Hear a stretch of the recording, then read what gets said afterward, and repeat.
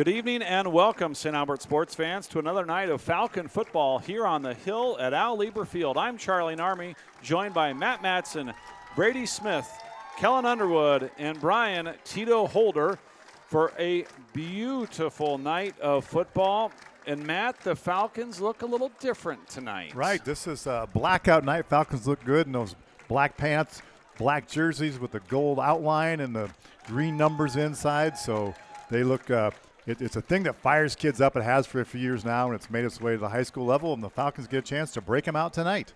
I've got to admit, Matt, I wasn't thrilled when I heard about it. You know me, I don't like change, the traditionalist, school colors, all. But they look pretty good. Yeah. And from an announcing standpoint, big, bold numbers. So hopefully that'll help on the broadcast tonight. We could use the help. Beautiful night tonight. It's right now mid-70s on its way down to about 65.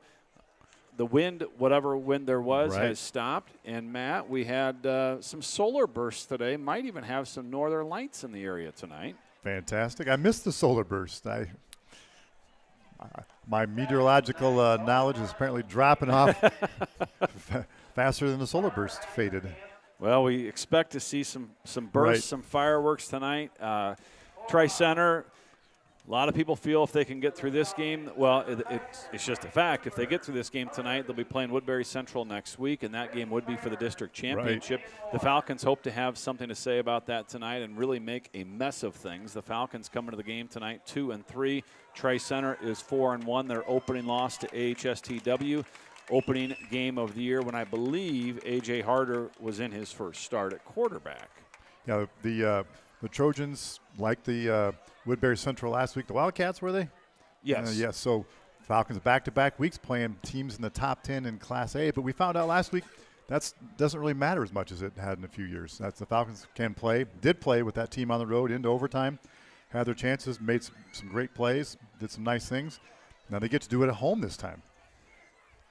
Tri-Center with four main guys you're going to hear a lot of tonight. Cale Witt at receiver. Right. A.J. Harder at quarterback. He wears number 10. Cale Witt wears number 9, Zach Nelson, number 17. He's a wide receiver out there. And Carter Kunze, number 22, does a little bit of everything, running the ball, tackling. And they've got a good kicking game with Jonathan Zacharias as well. Right. So it's a well-rounded team. You know, sometimes we look at teams that are ranked and we see a list of guys with lots of yards catching the ball, lots of yards running the ball. They rely on a few main guys. So hopefully that gave Coach Donnie Woods and staff a chance to focus on those few that they think they'll see over and over. But apparently they do it well. So yes, they've told us what they're going to do. Now we just have to stop them or do it ourselves. Speaking of kicking, number 24, Kyle Irwin, will not be in uniform tonight. He is out tonight with an upper body injury. Handling all the kicking tonight will be freshman number 17, Cooper Hamilton. We can tell you in the pregame he was clipping 40-yarders through rather easily. So we'll see how that goes tonight. He's getting ready to get us going here with the kick left to right on your TV screen. St. Albert and Tri-Center in a big district matchup. Here's a great kick by Hamilton. This ball is going to be caught about the 2-yard line. This is Witt up the middle. Falcons in strong pursuit from behind. Levi Anderson's to start, and he is cleaned up. Well, let's see who that man was. Yep. What do you guess? Oliver Uronic. Yeah. And he is a great special teams player, good wrestler. You like those wrestlers. Oh, yeah, tough as nails. Love to see him out there. Matt, fair to say Brooks Anderson, the center, a little unconventional, 5'4". Yeah. But they are big and tough and strong up front. Witt will go in motion, and this is Harder, who's going to toss it over to him off left-hand side. And look at that, Falcons break contain. And Witt is going to make a Falcon pay for it. Big yardage, gain of almost 21 on the first play from the line of scrimmage. And we can see right away why they're 4-1 and undefeated in the district. Right, and that's a nice changeup. You expect to hear Kunze, who has 820 yards coming into the game through the first 5 games, so over 160, 70 yards a game. But don't go his way, go another way. Good call. We start out with lightning. We might be getting a little thunder here with Kunze, 22. In the backfield with A.J. Harder, 6 foot, 165-pound sophomore. They'll put Witt in motion once again. And Harder is going to hand it to Kunze this time. Falcons do get contained this go-around. Nothing doing. Owen Marshall comes in to help clean things up with Levi Anderson. The Falcons fired up early, going to bring up 2nd and 10. That illustrates why that first call was so good. That's a play we're expecting on a first down. That's their main ball carrier, has all those yards, and wisely the Trojans went another way. Just as a reminder tonight, we are homers. We try and be fair, but we are StAlbertSportsFan.com. If you're a fan from Tri-Center, thank you for joining us. Love to have you. If you want a little more impartial broadcast tonight, our friends over at KMA have us live on the KMA X stream. 2nd and 10, 11 minutes to go here in the first quarter. First drive of the game if you're just joining us. Harder drops straight back. Falcons get pressure. This ball is going to be caught, and he'll have enough for the first down. The Falcons don't wrap up right away. Gain of about 16 on the play. And that was Brant Freeberg on the catch. Boy, Harder throws a nice football. He really does. Freeberg has 9 catches on the year, has 1 touchdown, has gone for about 140 yards. Prolific offense. The last 3 weeks, Tri-Center has outscored their opponents 141-18. Falcons playing a little bend, but hopefully don't break here. Now they'll move Witt to the top of the screen. And here's Kunze up the middle. Nothing doing. Big Jaden Beckman handles it all by himself. Looked like a heavyweight takedown there. Gain of 1, going to bring up 2nd and 9. Yeah, Falcons doing a nice job on the expected things, and Tri-Center probably sees right now that they're going to need to go outside the norm. But their norm is they do a little of everything. Yeah, so they'll mix it up, and we just have to figure out how to stop those longer plays. Not to take away anything from Tri-Center's line, but I would say Woodbury Central a little bigger, stronger last week, but maybe Tri-Center a little bit better with the position players. 2nd and 9, shotgun formation, twins each side. Harder's going to look up the middle. That ball is going to be caught enough for the first down. Needed 9, got about 15 on the play. And the Trojan attack marches on. Sure. I believe their third first down. First down, start at their own 15-yard line. Now they're on the Falcon 33. Again, Charlie and Army, Matt Madsen, Kellen Underwood, Brady Smith in production, and Brian Tito Holder, the cameraman tonight.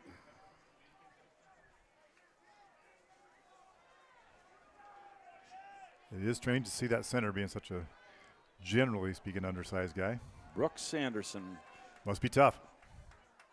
And this is Kunze. Kunze up the middle. And you think not a lot doing, but as that's being said, he gets almost 5. Going to bring up 2nd and a long 5. And a good push up the middle from Anderson. And a group of Trojans. Yeah, what is the plural of Trojans, you know? Like a murder of crows or whatever, you know. That's your territory. I should know that. You're the crossword Scrabble guy. Harder's going to give it to Kunze once again up the middle. Here again, didn't look like a ton, but he's going to get 5, enough for the first down. 4th first down of the drive, 4-minute drive this will be by the time they snap the football. Yeah, very methodical. Yeah, moved the ball almost darn near 60 yards. Luke Sundberg goes 51 at the nose tackle position. Jack Burt, he goes number 70. 55 is Jaden Beckman. And 66 is Sawyer Sheffield. You'll also see Levi Anderson, number 19. Here's the give to Kunze once again up the middle. He gets next to the level. Yeah. Great feet, and he'll get 9 on the carry. Going to bring up 2nd and 1. Falcons going to have to make some adjustments. Right.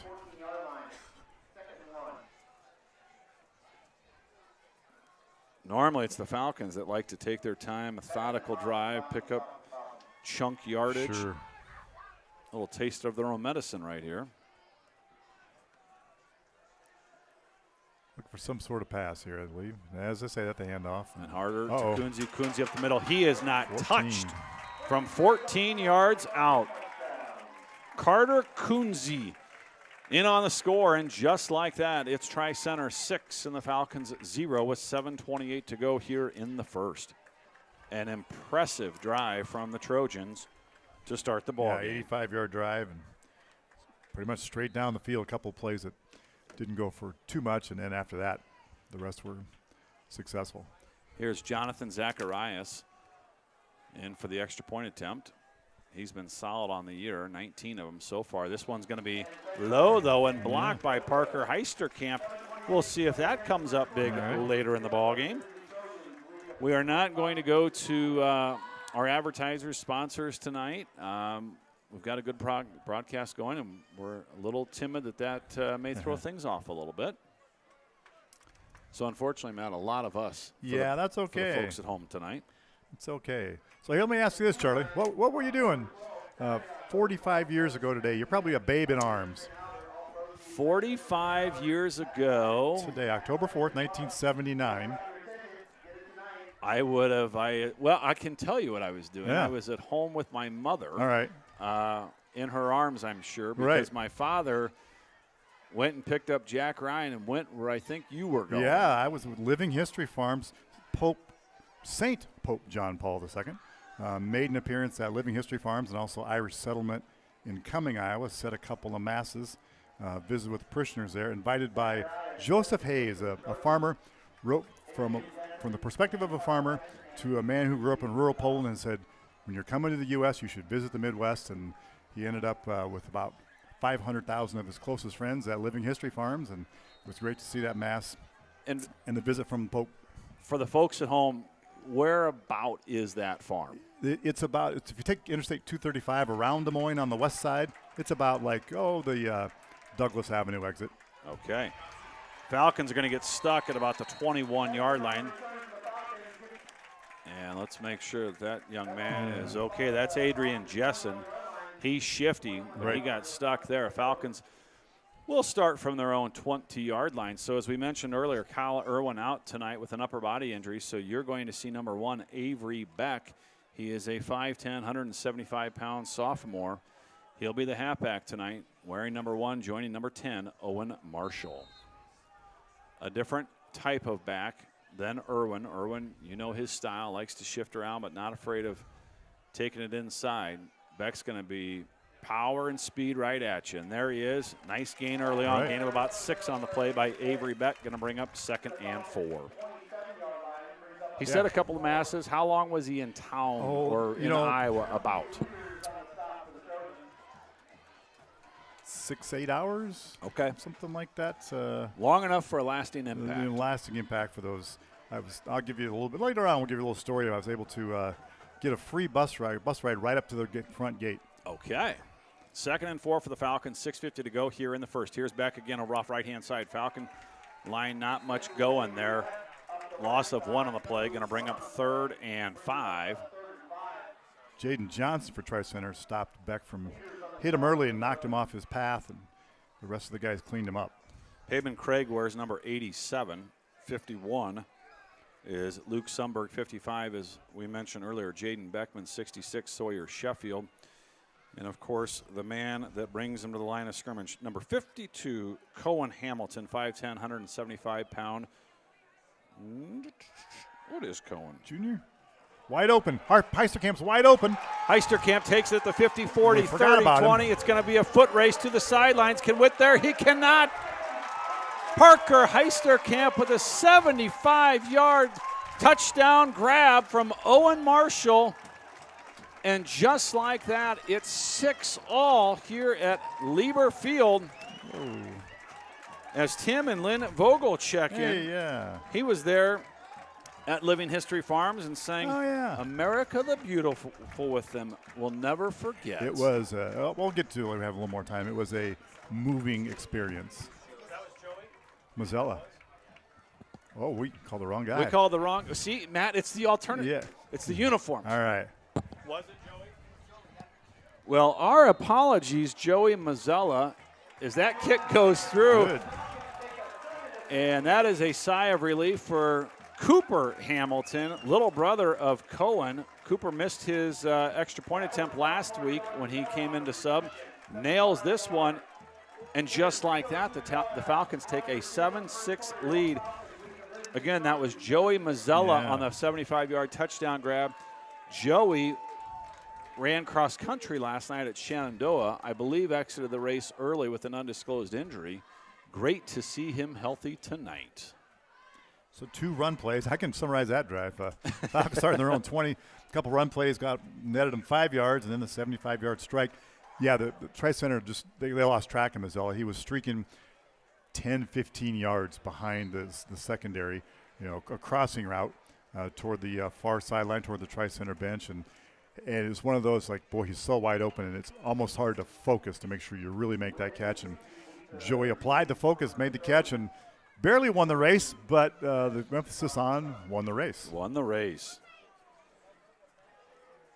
Other big ball games tonight in the area. We will make sure that we get you some score updates. Lewis Central is at Thomas Jefferson. Sioux City East down at Abraham Lincoln. Yeah. Trainer, and what has become a not so nice rivalry. Right. Trainer out at Underwood tonight. I went to a Trainer Underwood game about 15 years ago with my dad. I think the Falcons were far out of town. I'd come from something. I was getting back in town late. We went out there. Those people do not like each other. Yeah, I think that's fair to say, it was especially after last year. As Hamilton's kick goes into the end zone, can you tell he's a little jacked? And the Falcons will start at the 20. The Trojans. Excuse me. Yeah. See, I kept making mistakes start of last broadcast. I thought that would be a little better tonight. We rounded into good form. That is true. So we thought. Matt, I think fair to say last week we learned the Falcons were not as physically intimidated against Woodbury Central. Physically, they match up. You can just see it. They are matching up better with other teams, and I think the same is true again against Tri-Center tonight. Well, you have to give credit to that play call, but then there was a breakdown apparently in the Tri-Center secondary. But you have to be brave enough to make that call. A.J. Harder, he'll hand off to Kunze over off right-hand side. Again, another great hole. He's barely touched. Excellent footwork. Gain of about 16, maybe, well, they're going to go 15 on the play. Going to bring up 1st and 10 at the 35. Falcons getting shredded up front. Linebackers going to have to make some adjustments, but I can assure you if anybody's up for the challenge, it's Cole Hobbs leading that Falcon defense. He wears number 20 for St. Albert. Text message number tonight, don't matter which side, does not matter which side you're listening from, 402-639-0788. Here's Harder going to look for a little out pattern down to the bottom of your screen. Falcons give huge coverage, and he's going to run around the St. Albert player, and he is going to take it in. No. Oh, he's not. Out of bounds at the 21. Well, good work by Adrian Jessen. He knocks Zach Nelson out of bounds at the 21-yard line. Gain of about 39. Yeah, 39 on the play. Going to bring up 1st and 10 at the 21-yard line. 5:19 to go here in the first. Again, if you're just joining us, the Falcons are in black tonight. First time ever wearing alternate uniforms. It's also pink out. And we'll have the mini dancers at the half. We call them tiny dancers so we can play the yes, thank you, Elton John song. I told you that story as the Falcons cannot wrap up Kunze. Man, what a tough guy to bring down. And there is a late, some late contact by the Falcons. Kunze goes down, maybe a little acting involved, but he was certainly hit out of bounds after the play. The Falcons lucky they got away with something there. And that'll be 1st and goal for Tri-Center. So I've told you this story before. You know, we all have songs where we mix up the lyrics, and this was pre-Google. Sure. I always thought it was, instead of, Tiny Dancer, I always thought it was Hold Me Close, I'm Trying to Dance Here. Sure. Here's Kunze over off right-hand side. He'll be stood up about the 2-yard line. He'll gain about 3 on the play. And they're going to call him 2nd and goal at the 1. In the 80s, they thought it was Hold Me Closer, Tony Danza. What was that, growing pains? I don't know, thankfully. I think it was growing pains. I think that was Tuesday nights. It was busy that night. That was kind of back when TV, you started the week pretty clean, and by the time you got later in the week, you had Dynasty and Dallas. And here's Kunze over off right-hand side. He'll be thrown down hard. There is a flag on the play. My guess is some sort of a face mask. That would be mine as well. Because there's no blocker in the area to have a hold. And the Trojans are clapping, so.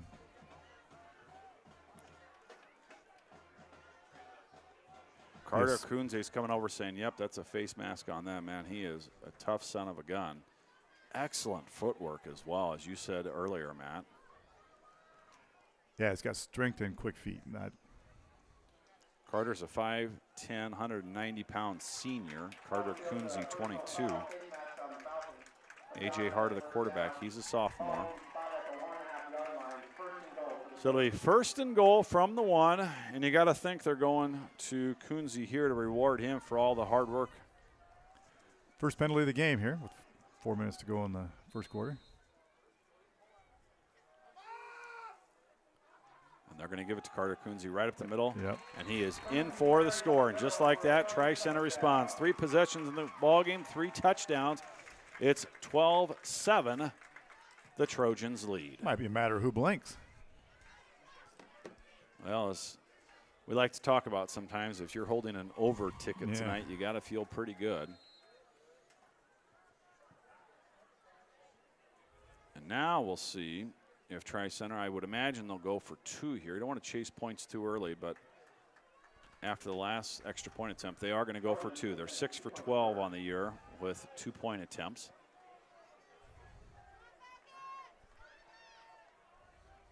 And Harder takes the snap, and now he's going to look up top, and that ball is going to be overthrown. Oh, no. And now there's going to be a flag. I think the Falcons. The ball was beyond the receiver, and then the defender tripped over the falling receiver, and they threw a flag.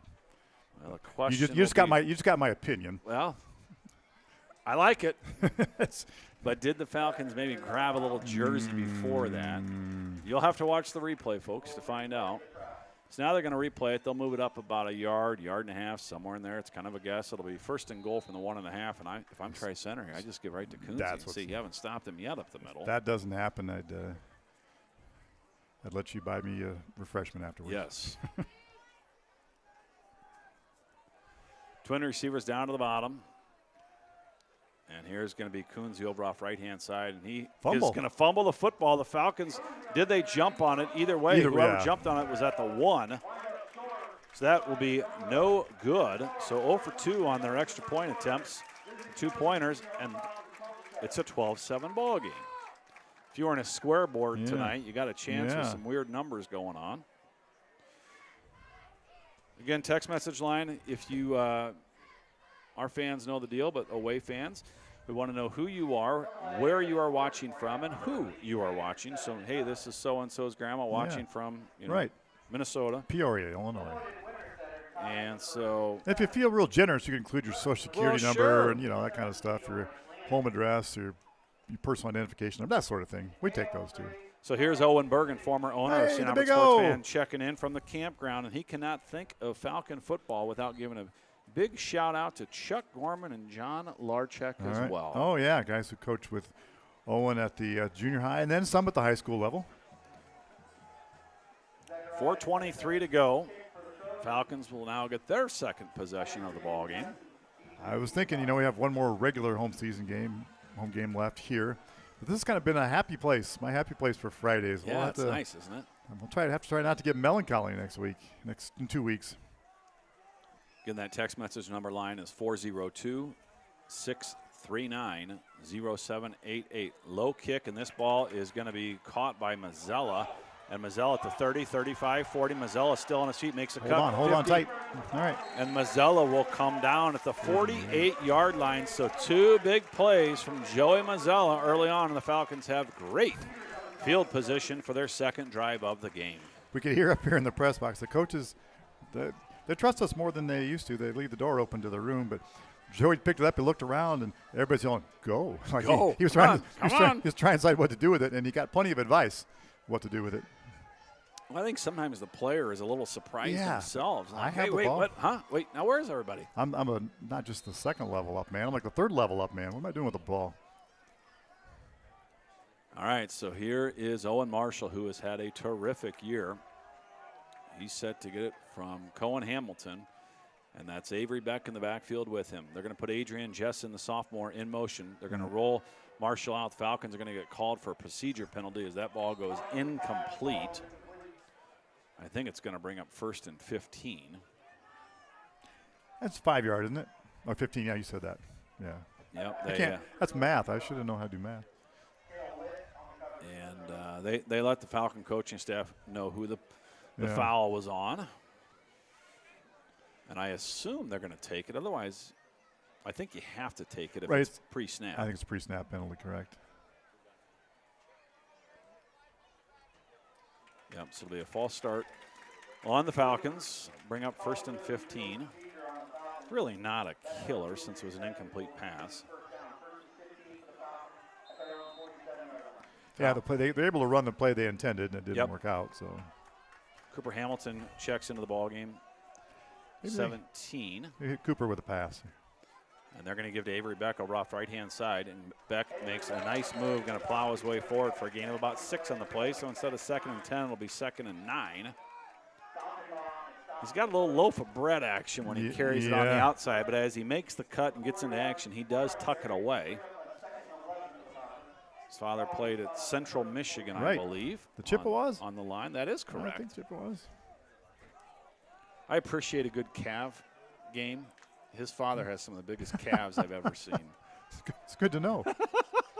So in case you guys are ever I'm checking out calves. I like calves. Yeah. Well, they're going to call him down a little bit earlier. Going to bring up 2nd and 11, and they're going to fake it to him. Marshall's going to be rushed out of the pocket. Now he's going to wing one deep. Beautiful spiral pass, and that's going to be Hamilton. There we go. Interference.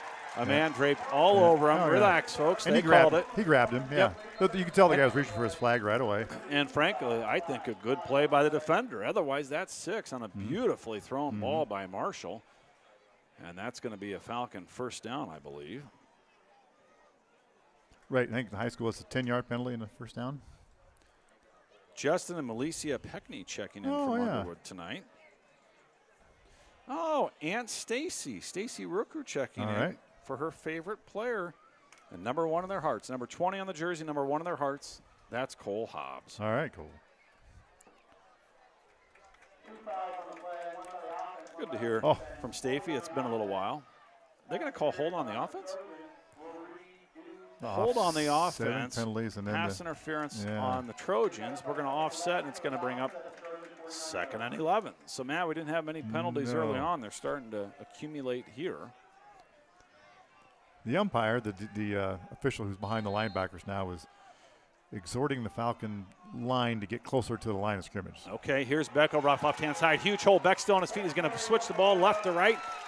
And a gain of about 18 on the play, maybe 19. A big hole up front by that offensive line, doing some work. We have an offensive showcase going on here tonight. Something that we haven't always been able to say the last few years. Falcons have played some slow football intentionally, just trying to work clock, stay in some ball games. This is a different Falcon team. Tri-Center going to bring the blitz off the edge, and they're going to give it to Beck, who was going to look, frankly, Matt, looked like he was going to throw the ball and wisely just ate it. It appeared to be a halfback pass the way he was handling the football. And Tri-Center had the blitz perfect on the edges on that play. Falcons going to lose 6 on it, going to bring up 2nd and 16, 2:30 to go here in the 1st. So as I told Matt earlier, last week Catherine was next to me doing down and distance on the iPad the entire game. Well, turns out we didn't know that this software does not allow down and distance. Even though you do it on the iPad, it doesn't show up on the screen. So our great producers, Brady Smith and Kellen Underwood, are going to maybe look into some other software to see if something's available. We're fortunate to have those guys. 100%. 2nd and 16. Here's Beck up the middle. Not much doing this time. Gain of about 1 on the play. Going to bring up 3rd and almost 15. Might be 4-down territory. Kind of a no man's land right here. Right. Too far for a field goal. Probably too close for a punt. Like Dr. Seuss said, too cold to go out, too wet to play ball. So we sit here and did nothing at all. Cooper Hamilton up top. Parker Heisterkamp down below. Joey Mazzella in the slot. Avery Beck in the backfield with Owen Marshall. Paben Craig will be your tight end. And here's going to be a screen pass to Craig. Beautifully designed. Craig picks it up. Craig still on his feet, and Paben Craig is going to hang on to the football as he just pulls guys forward all the way down about the 9-yard line. Paben Craig on a beautifully designed tight end screen. Warms my heart, Matt, as a former tight end. Going to bring up First and goal for the Falcons from the 10. 24-yard reception. You don't see a tight end screen, a tight end counter very often. Yeah. Good to see Coach Woods get him involved. They're going to give Craig a little break here.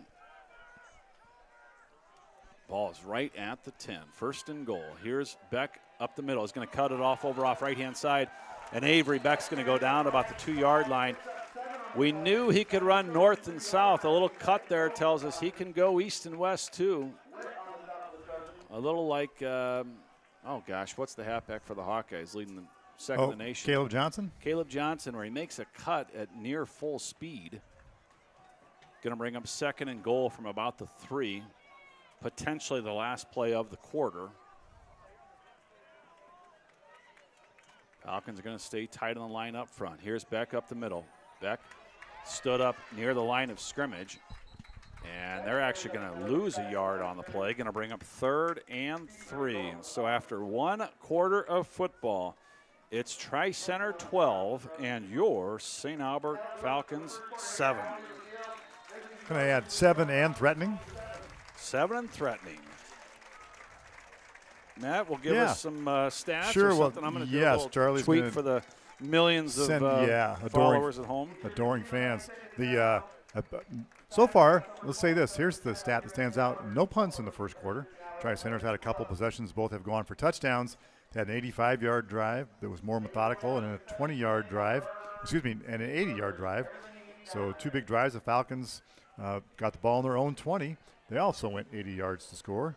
Then they got the ball the second time, which is the drive they're currently involved in, at near midfield, and they're now at about the 3-yard line. So both teams having success moving the ball, and neither team yet with the big stop that they need to see it's going to determine who blinks first. Do you have this? And I hate to put you on the spot. Right. Maybe you said it and I wasn't paying attention. Kunze's first quarter yards. Oh, so far I have Kunze for 66 yards. 8 carries already. Wow, for 66 yards. But then the big completion for staying on the Tri-Center side. Zach Nelson had a 39-yard catch, nearly scored, and Brant Freeberg has a couple catches for 20 yards. On the Falcon side, Joey Mazzella, the one big catch for 75 yards, and Pavement Craig had a 24-yard catch, and Beck's run for about 33 yards himself. So far, Marshall hasn't tucked it yet, but I think that's the right thing to do. Let's get Beck involved. We have 2 downs and 3 yards to go here. What we are going to consider, right? 4 down territory. I think so. Trip receivers up top. Marshall in the backfield by himself as we begin the second quarter. Marshall's going to carry himself, as Matt said, hasn't done it yet, and he's going to be stood up at about the 2. Yeah. Going to be 4th and goal from the 2, and now the Falcons have a decision to make. You bring on the freshman kicker, Cooper Hamilton. Somebody handed the tee to Hamilton. Here comes Mr. McGill. And the clock, okay. The whistle's blown, but just wanted to wind the clock, that's all. Patrick McGill will be the snapper. Owen Marshall will be the holder. Owen Marshall will kick. This will be a 20-yard field goal attempt, upper hash. This is a good and makeable kick, and I don't think we're in fake territory. I wouldn't think so.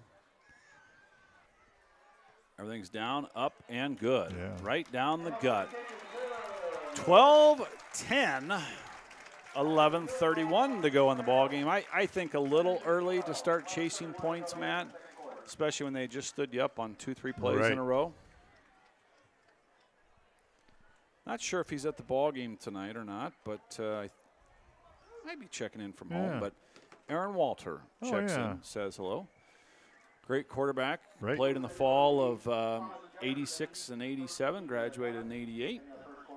Led the Falcons to the state runner-up in 1988 in the basketball team, and daughter on the volleyball team, and son having a terrific cross-country season. Glad Aaron's listening to that. Yeah, perhaps he's here. Maybe he's home. Maybe he's on the road somewhere.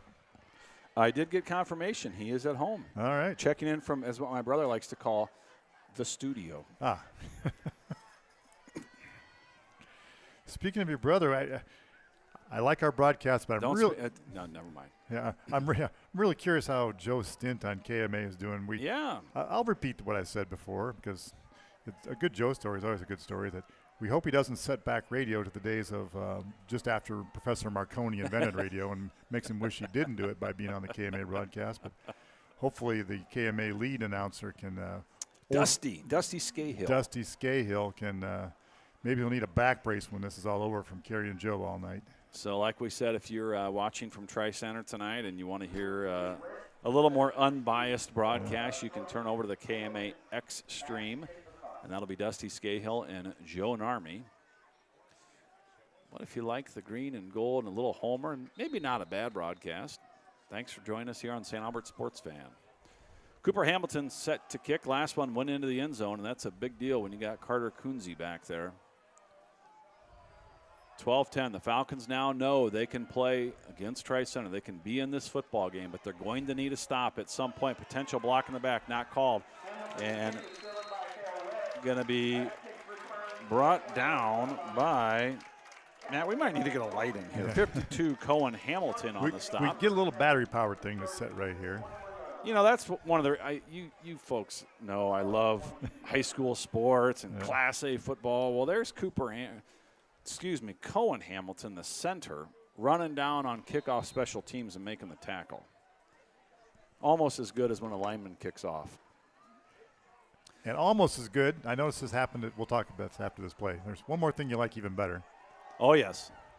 Here's the give to Kunze off right-hand side. Gain of about 4 on the play. Going to bring up 2nd and 6. So Woodbury Central had a guy who played two of them who played in the band at halftime wearing their football uniform. Yep. They strip off the shoulder pads and grab a horn, and away they go.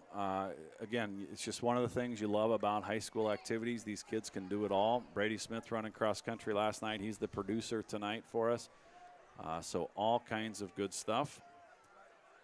We did get a request for JV volleyball, and we would say if there are some folks out there that want to help broadcast that know a little something about it, that ball's going to be intercepted by Owen Marshall, and he'll walk into the end zone from the 26-yard line. That's a QB reading a QB, and he jumps the route. Whoa. And, Matt, that's one of those that's a little tougher than you think because all you see is end zone, and you think about running before you catch. But just like that, the Falcons have a 16-12 lead, and now we're in the weird number game, and the analytical nerds, I don't know what they'd say here, but the Falcons are going to go for the extra point as it's early in the second. Over-under was in the upper 40s tonight. We might be there by the end of the half.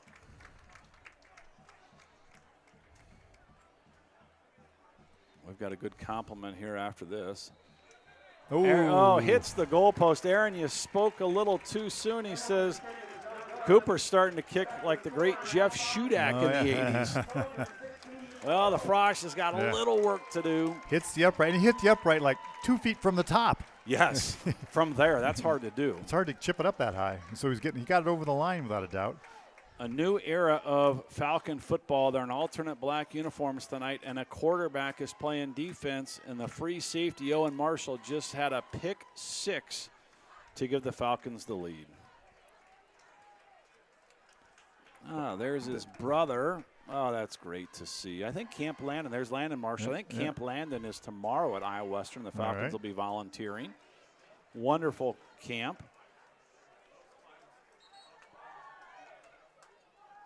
I wouldn't be surprised if the Falcon cheerleaders were out there as well. Falcon basketball team helped clean up from St. Peter's Oktoberfest this weekend. I believe Angie Lance was there and maybe some of the volleyball team as well. Scores, if you've got them, it's easier for them to come to us. If you've got the number, you can just text them to us. We'll take college scores. We like some local high school action as well, some Southwest Iowa scores. Yes, we know how to look them up, but we're a little busy talking to you. It's just a little easier if you send them to us. Well, if nothing else, Charlie, it's good that, if Cooper split those two choices, two kicks, made one, didn't make the other. He made the three-pointer and missed the one-pointer. So a little delay here as Carter Kunze is working on getting the helmet fixed with the official. Look, sometimes it's an earpiece, a button comes off. As much as he's going to touch the football tonight, that's important. It needs to be protected. Last time Cooper Hamilton had a touchback. He was kicking the other direction this time, but the flag is completely parallel to the pole. It's limp, so I don't see the wind being a factor. Is this kick goes, you might see the mini dancers warm up. But this short's going to be a little shorter, caught at the 15-yard line over off left-hand side, and he'll be brought down about the 23-yard line. Might have slipped there just a little bit, but Cohen Hamilton once again on the stop. Well, here's where we see how Tri-Center responds. The last drive did not go very well. I noticed that at the beginning of that play, I almost said have 3 guys split out wide right. Looked like there's some sort of action going to come that way. Tim Vogel checks in and says, thought about some old Falcon football fans tonight. John and Barb Berg. I knew where he was going. That's terrific. Josh graduated. He was the center for our football team in '96. And here is the give up the middle, gain of a couple on the play. Josh was unique. He was tall and skinny, but he did taekwondo. So he had quick hands. He made for a good center. Going to bring up second and almost 8. 10:20 to go here in the first half. Falcons leading 16-12.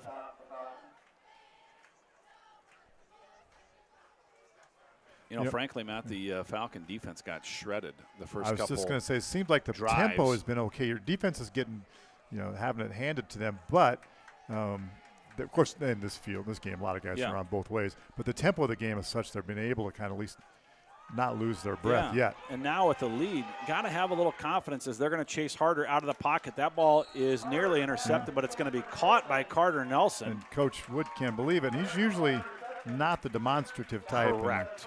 He saw something that probably the official just didn't see. Excuse me, I said Carter. It's Zach Nelson, number 17.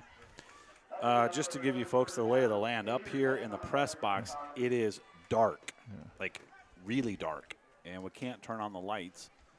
Otherwise, we can't see. Out the windows. Out the windows. So a couple of the Falcon faithful didn't like the call. Right. But the official was right there. Twin receivers up top. A.J. Harder is going to give it to Carter Kunze. And Kunze's going to pick up 4, still fighting for yards. And he'll finally be tossed down after a gain of about 3 on the play. Going to bring up 2nd and 7. Falcons need to be careful that they don't get called for something after the whistle. Right, yeah. The activity isn't ceasing, probably on schedule. But fair to say we're not getting a quick whistle either, maybe? Yeah, that's the other thing. Again, stick with us at the half for the mini dancers. And, of course, your award-winning St. Albert dance team. The band, I believe, is going to stay in the stands. They've got them placed right behind the students, and they've been terrific, but I don't know if they're marching yet. Brooks Anderson leads them to the line of scrimmage. Harder, the sophomore, looks very good. And if my memory serves me right, maybe his dad is a basketball coach. That is correct. I was going to say that. And he'll be hit hard as that ball is going to be overthrown. And that was Luke Sundberg on the pressure. Older brother plays golf at Simpson College. That is Harder's first incompletion. Really? Yeah. I mean, I'm not doubting you. That's 4 for 5 for excellent. 66 yards. So that'll bring up 3rd and 7. Clock stops. Northern Lights later. Check them out. Nelson comes down to the bottom of your screen. Witt's going to be up top. 2 main guys along with Harder and Kunze. Put Witt in motion. He'll join Nelson down to the bottom. They're going to look that way. Falcons get pressure. Chase him out of the pocket. Can't quite get there. Harder's quick. And that ball is going to be caught by Nelson once again. He is the relief valve. Yeah. And he'll have enough for the first down. Gain of about 16 on the play. And it'll be 1st and 10 for the Trojans near midfield. Excellent work by Harder to get out of the pocket, keep the play alive, and put just enough on that ball.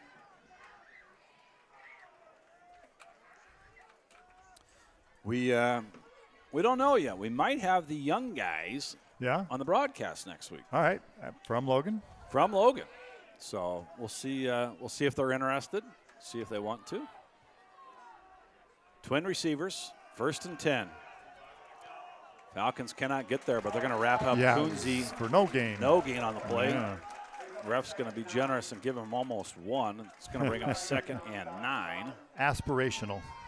Fun football game. We love you joining us, but if you're here local, you might want to consider getting up to the hill and maybe hopping up along the fence. Or come on down. I see some seats. We got a dandy A good crowd. Good crowd. Good End crowd. zone's packed as well. These events, the brought mini a lot dancers, of players. yes, they did. A lot of fans, I should say. They were really here good early, crowd. too. Really good crowd. Second and 9. Just over 7 to go here in the first half. Harder's just going to come out of the pocket here right away, and that ball is going to be incomplete. Marshall on the coverage. Going to bring up third and almost 10. Yeah, it was intended for Jaden Johnson. Johnson had a nice tackle earlier. Charlie, there are fewer people, and usually it's guys I'm talking about, standing along the fence line than there have been. Of course, the cheerleaders take up some of the space, but there just isn't that big crowd of people standing along the fence watching. They used to be all the way across and maybe a couple deep. So nice to see him using these bleachers. Third and almost 10. Might see our first punt of the game. Oh, that'd be good. Trips down below. One up top. Falcons coming with the blitz up the middle. Can't quite get there. Harder out of the pocket. That ball is going to be caught by Witt. 40, 35 still on his feet. And he'll finally be brought down at the 28-yard line by Avery Beck. And just when they need it, every time they need it, it seems like Harder comes through and finds Witt, Nelson, Kunze. And it's a Trojan first down at the Falcon 29-yard line. Yep, 23 yards on that completion. I have him for about 10 first downs already this half, Charlie. Wow. And it's not, I mean, we've seen Falcon defense is solid. Right. They're just that good offensively. So now that they've rolled Harder out a few times, wouldn't be surprised you see Kunze up the middle here. And this is going to be a timeout by the Falcons. And I think a good job by Coach Woods just to give his guys a break. Say this is an important possession right before the half. Coach Santilli and Coach Woods having a little discussion. I don't know if that's a disagreement, but maybe a discussion. Strategy session right there on the field. When you bring the mini dancers, when you bring the youth Falcon football teams beforehand, you get a great crowd, probably a good lesson for all. Great crowd, and then you play a good game. There's a good game going on in front. That's the kind of thing that motivates people to return, to stay involved in the youth activities, whether it's dance, bands, playing on the field, managing the team. There's just so many pieces. Taking pictures. See Aiden Gall down there near the 50-yard line, freshman taking photographs for school. So there are so many components. You don't just show up and have 11, square off 11 v 11. There's a lot going on, and all those things need to work in order to have a good environment. We have a good environment tonight.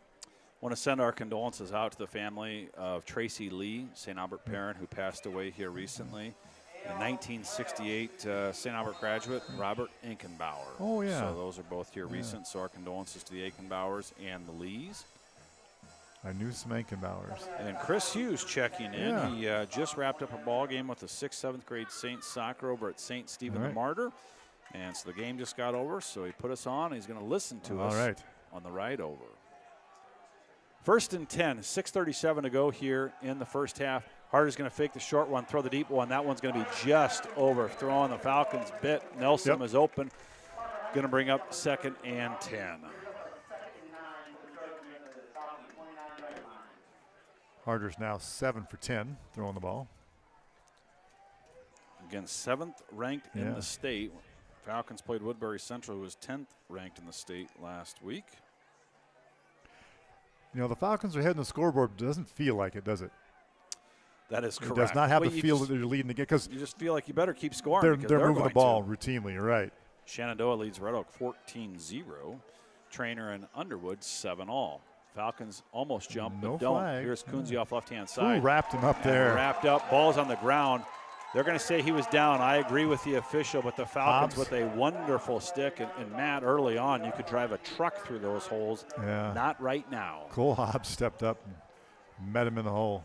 Have I said this before? Yeah, say it again. I love the way that kid plays football. Yeah, you have. Griswold leads, East Mills leads Griswold 9-6. Winterset and Glenwood 14-all. Oh. Atlantic leads Creston 21-14. Creston one win on the year, and it was against Harlan last week. That was a surprise. That pass goes incomplete. And that's going to bring up 4th and 9. You got to think they're going to go for it here. They have not tried a field goal this year. I think I had them. Did I have 0 for 1? Oh, did you? Okay. I have 0 for 1. I don't know. I believe you. Trust I don't me. know who made the attempt. Yeah, it looks like from the 28-yard line. Now it's stop time. Well, plenty of good receivers from which to choose. I'd pay attention, of course, all of them, but Zach Nelson seems to be who he's keep favoring an eye on tonight. him. 17. Keep an eye on number 9, A.J. Witt. Harder is elusive in the pocket. He's picked these up before, and now he's going to throw a dart that's going to be intercepted by the Falcons. Might have been better batting it down, but I don't blame Levi Anderson one bit. There's a senior that only plays defense, touches the football. Nothing else, man. It fires your team up. Falcons take over at their own 20-yard line. That interception, as opposed to incomplete, only cost the Falcons 8 yards, and they had the ball at the 20, not that deep necessarily. But it also reinforces, next time that happens, don't think, just catch the ball. Yep. You know, if it happens in the middle of the field, you want to do that. If you're thinking about positions and strategies, and when you should catch the ball, you might not. Yep, you're exactly right. Easy for us to say up here. Go with the effort. Down there, just be a football player. Go with your instincts. Go with your effort. Beck joins Owen Marshall in the backfield. Owen's got a pick 6 already. Here's Avery Beck, left-hand side, and the Falcons cannot quite get the block. And there's that stout Tri-Center defense that has only allowed 18 points the last 3 games. It's going to bring up 2nd and 11. That was Brent Freeberg on the tackle. Got to wonder now if the Falcons work a little clock and try not to leave a whole lot for Tri-Center. Yeah, deep enough now. Of course, you need to get that first down. Yep. Again, want to thank Brian Tito Holder for the video tonight.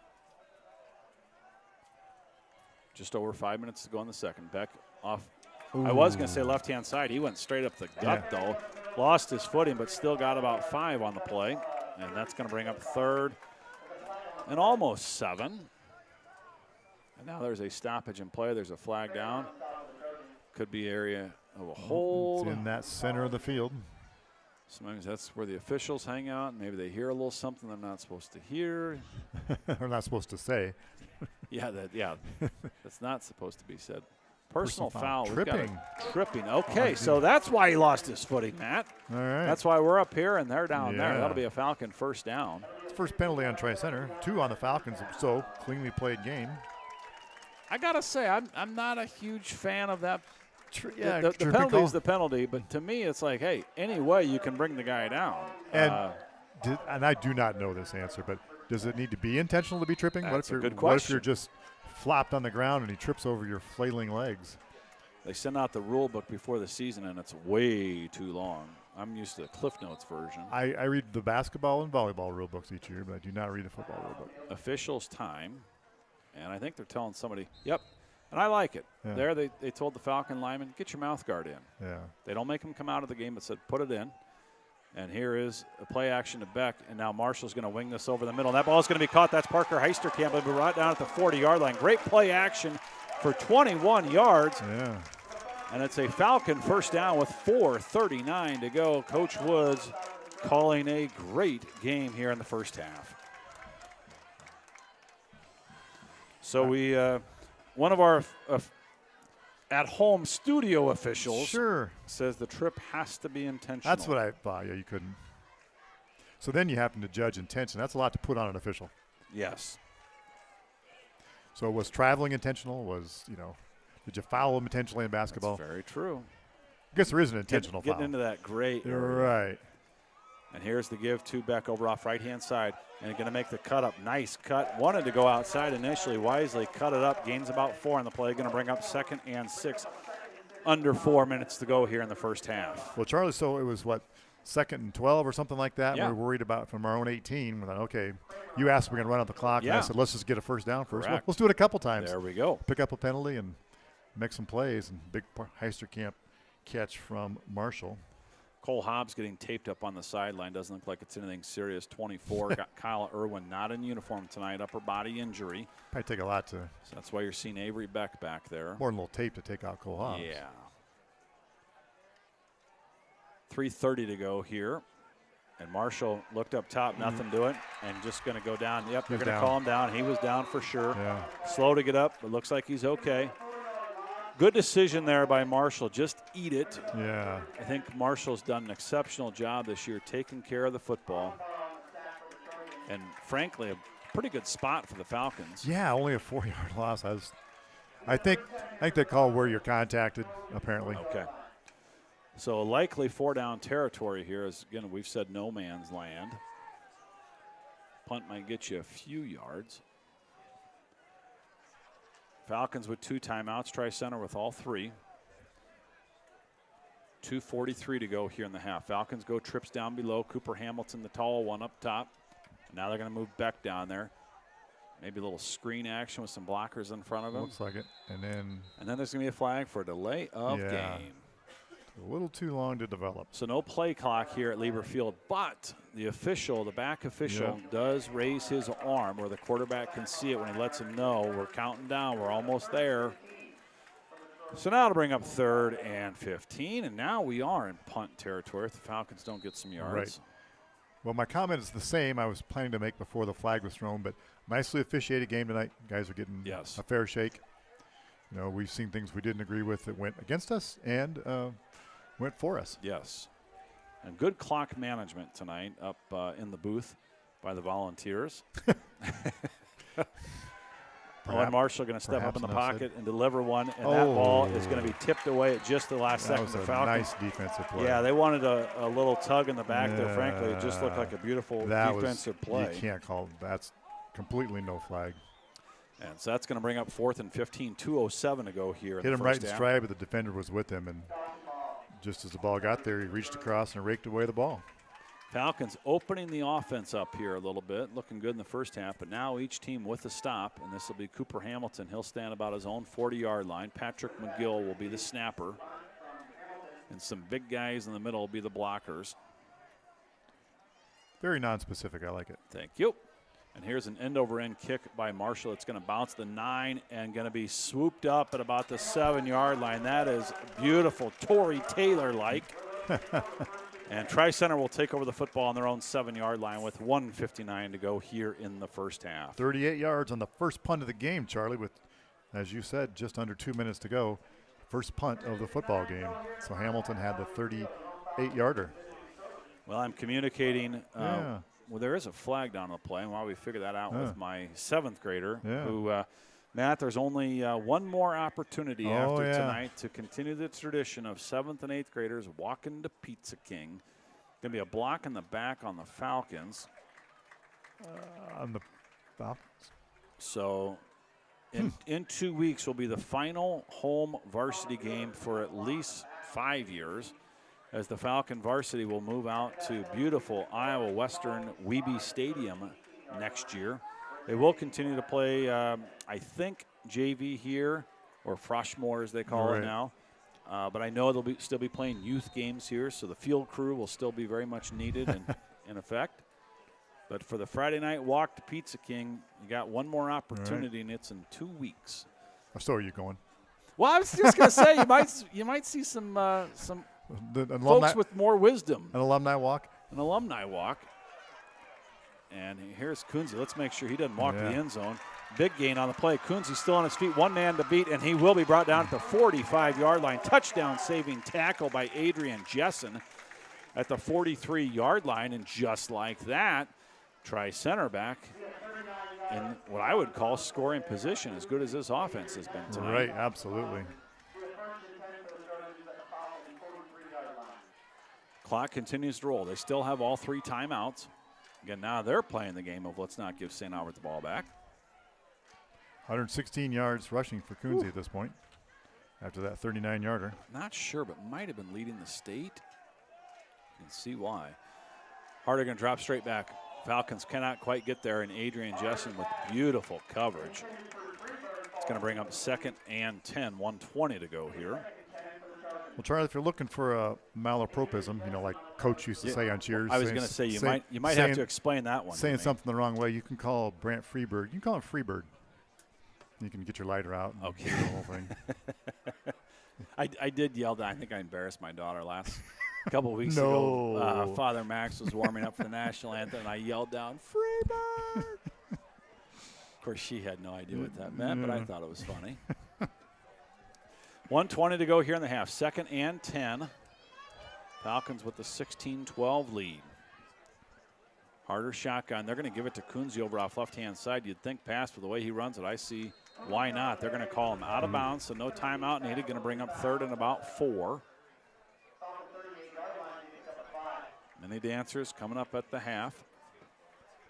Why is it the baseball players are notorious for those mistakes in speech, like Yogi Berra and Coach from Cheers? I think Yogi was pretty intentional. And Bob Uecker. Oh, yes, Yeah. Bob Uecker. Well, his are more witticisms. He doesn't get the words wrong. He was calling the great Brewers broadcast. They were up 2-0 last night and dropped 4-2 in the ninth. That ball is going to be caught at about the 30, gain of about 9 on the play. It's Freeberg. Boy, Harder does a nice job back there. Just a sophomore quarterback. 1:07 to go. They're going to roll the clock. Again, they're still sitting on 3 timeouts. Falcons might need a tipped ball or something here. Slot receiver's not covered yet. Now they're going to go over and cover him with Avery Beck and Marshall. And here's the give over off left-hand side. A stiff arm, and now the Falcons will bring him down. I'll tell you what, Matt, when you can stiff arm Sawyer Sheffield like that, you are strong. Right. As Tri-Center calls a timeout, 45 seconds to go in the half. The first they have used. They have 2 more. 2nd and 10 when we come back. Kellen Underwood, Brady Smith, your producers tonight. Charlie and Army and Matt Matson here on the broadcast. Thanks for joining us. Speaking of Bob Uecker, so it was about 20-some years ago we took our kids to a Brewers game in Milwaukee at the then newish Miller Park. Its family is something else field now, American Family Field. Something. Anyway, Miller Park. And I spent most of my time, but we brought a little set of binoculars with me, watching Uecker. Sure. I found which press box was his, which broadcast spot, and just watched some Bob Uecker from there. It was entertaining. I'm a Cardinals fan, as you know, but I was reading a little bit last night. Uecker went down after the game, and some of them gave him a hug. They felt like, in the locker room, they felt like they let him down. So he's still, for those that don't know, Bob Uecker is the announcer in the movie Major League, but also covers the Brewers. And was I thought he was as famous from Miller Lite commercials. That too. That too, and wasn't a bad ball player back in the day. He was a journeyman. I think he hit below the Mendoza line. Yeah. All right, Nelson down below. Of course, his other favorite target is down there as well, and that's Freeberg. And now Harder's going to look up top. Really good coverage. Tri-Center guy didn't see the ball. Yeah. And I'll say it looks like the lighting's great, but when it's in the middle of the air and you look up, it is just straight dark. Sure. Going to bring up 3rd and 10.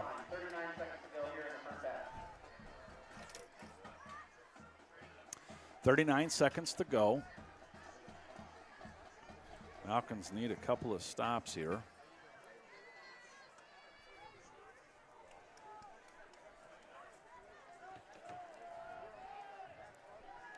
Heart of the sophomore. Tri-Center lost their opening game of the year, AHSTW. They've been up and down.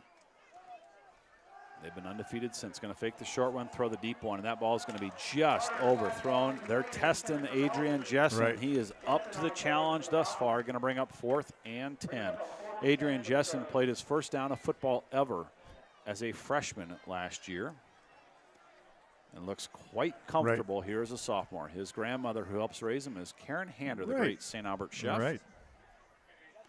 As I've said before, she catered a meal this summer that was out of this world if you're thinking about hiring. She asked me how my lunch was. I was up here substituting one day, and she said, "Mr. Matson, how was it?" I said, "It's fantastic." It was wings that day. Really? Oh. They serve wings? Oh, man. It was the meat fell right off the bone. I won't ask you how she stacks up against the great Cindy Conley, Jeanette Masker, Virginia Carberry. Yeah, Virginia, I know. The other two, I did not have their lunches. Here's Harder going to look down to the bottom of your screen, and that's Nelson. He's going to have the catch, the 10, the 5, going to reach for the end zone, going to be just short about they're going to call him out at the 4-yard line, 27 seconds to go. And A.J. Harder is living up to the hype, the sophomore. Going to be 1st and goal for the Trojans at the Falcon 3-yard line, 27 seconds to go here in the half.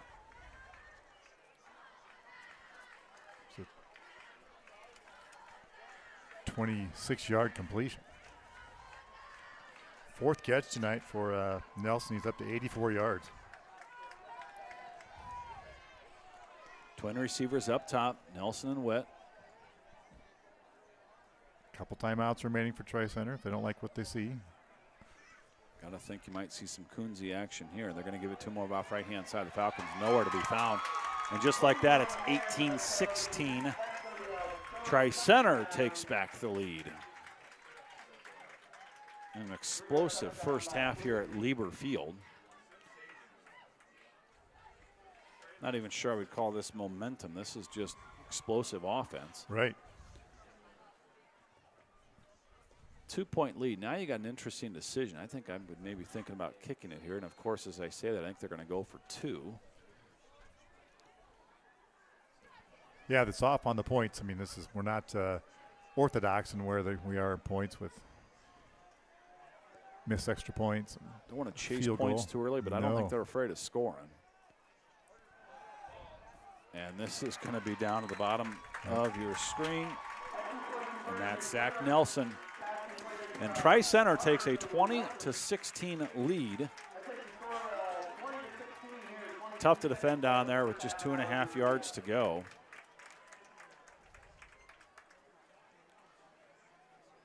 A couple of updated scores for you. Matt, here's a doozy. At the half, I know how you love 8-man. Yeah. Bedford leads Stanton Essex 64-0. Ooh. At the half. Lennox leads Murray 42-0 at the half. Fremont Mills leads Exira EHK 36-0 at the half. I always think 8-man football really begins about the second round of the state playoffs. Mm-hmm. Underwood leads Trainer 14-7. 14, Underwood leads Trainer 14. Okay.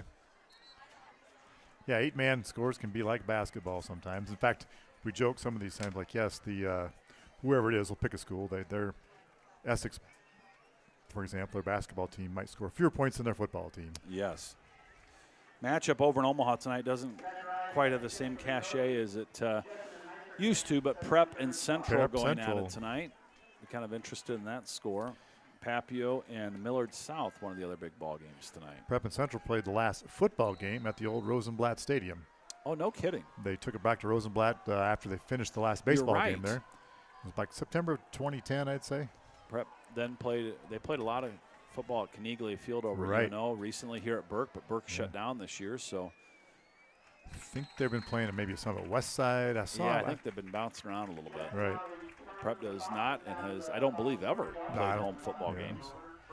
Be 1st and 10 for the Falcons, their own 30-yard line. Wouldn't really be surprised if they just take a knee here. Down 4.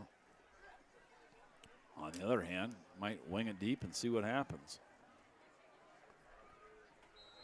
Jesse Shea and Chad Hannon had the broadcast for you last week. Sounded great. I don't think they're going to be available next week. We might have Brady Smith and Kellen Underwood, a couple of student volunteers, the Digital Media Club, our producers tonight.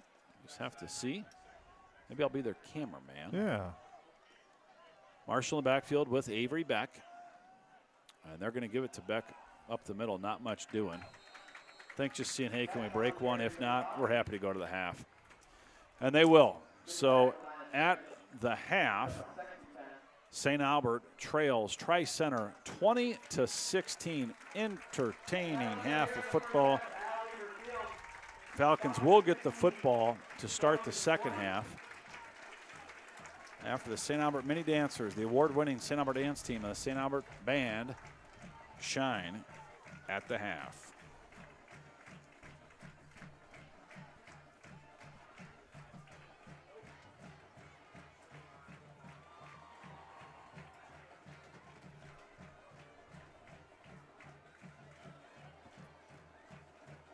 All right, here they come, the St. Albert Mini Dancers. We'll try and get the sound as best we can.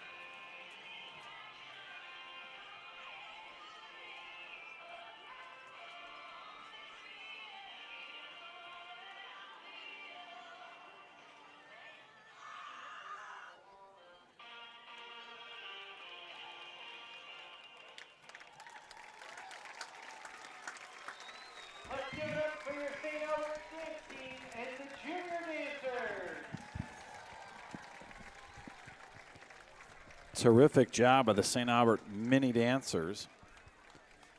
A huge crowd along the fence line, and frankly, maybe the best crowd I've seen in at least 5, 6, 7 years. A huge crowd. Some scores for you here at the half before the Mad Statter comes back with some stats. AHSTW leads Missouri Valley 23-0 at the half. Underwood leads Trainer 17-7 at the half. Shenandoah over Red Oak 14-0 at the half. And Sioux City East leads Abraham Lincoln 35-13. We do not have a Lewis Central TJ score. Would like that, but Prep leads, here we go. Prep leads Central 14-13 at the half. And another one for you, Millard South leads Papio 21-7, late second. That's a little closer than what people thought. At the half, Lewis Central leads Thomas Jefferson 42-0. And the Matt Statter, Matt Matson, will be back with some offensive stats here in just a moment, but got an insider that gave us some defensive stats. Levi Anderson with 4 tackles, 4 solo tackles by Levi Anderson, 2 assisted tackles, and an interception. Cole Hobbs with 6 solo tackles, 2 assisted tackles, a forced fumble, and a blocked PAT. Owen Marshall, 1 solo tackle, 4 assisted tackles, and 1 pick six for 26 yards. So the Falcon defensive stats at the half. Surprise in college football, Houston leads TCU 24-6 at the half. Houston with statistically the worst offense in college football. Surprising TCU up 24-6. Michigan State, Oregon just getting started over on Fox. Jackson State leads Kennesaw State 21-17. I know you're all dying to hear that score. And in AA football, New Hampshire trails at Harvard 21-16. District play, Logan Magnolia, who the Falcons are at next week. They and Westwood Sloan are 7-all late second quarter. And Tri-Center gave it to Logan last week, I believe 37-0. And again, the Falcons will be at Logan Magnolia last week. Looks like the Panthers might be down a little bit, but much, much, much respect for that program. Still led by Matt Strait, I think. I think so. How can you not respect the Logan Magnolia Panthers and what they've been able to do over the years? Consistently, routinely. They told you what they were going to do. You knew it, but you had to stop it. Exactly. This is what we're going to do. Can you stop it? That's the key. They were true to themselves, are true to themselves. They said Vince Lombardi once had entire practice on toss sweep right. Yeah. Said if we can run it perfectly, they can't stop it. Yeah. Toss sweep. I think USC called it student body. Yeah. Left or student right. Body right, left. Pretty solid.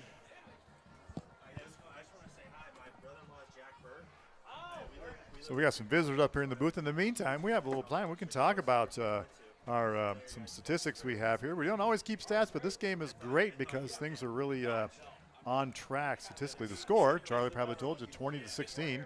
The Class A number 7 Tri-Center Trojans leading the homestanding St. Albert Falcons by that score of 20-16. Entertaining half. There was 1 punt in the entire half.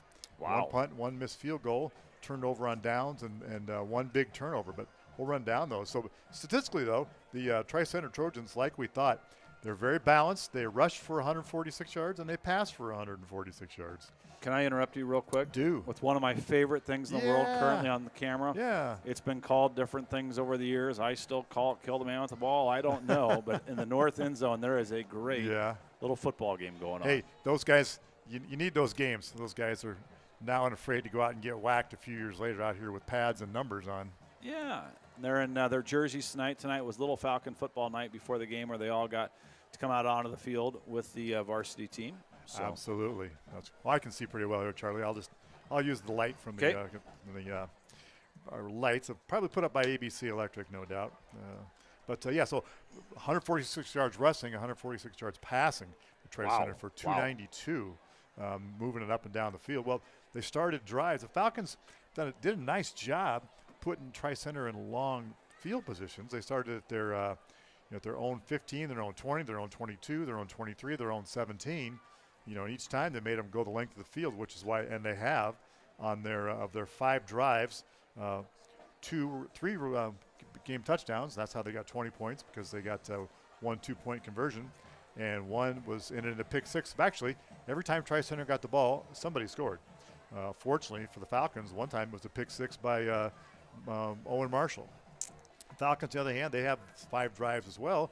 They scored their own opening drive, 48 yards, a touchdown. They got a field goal after taking over at the Tri-Center 48. Then they scored on the pick 6. They did punt and then turned it over on downs as the half wound down. For the Falcons, though, Beckus rushed for 37 yards.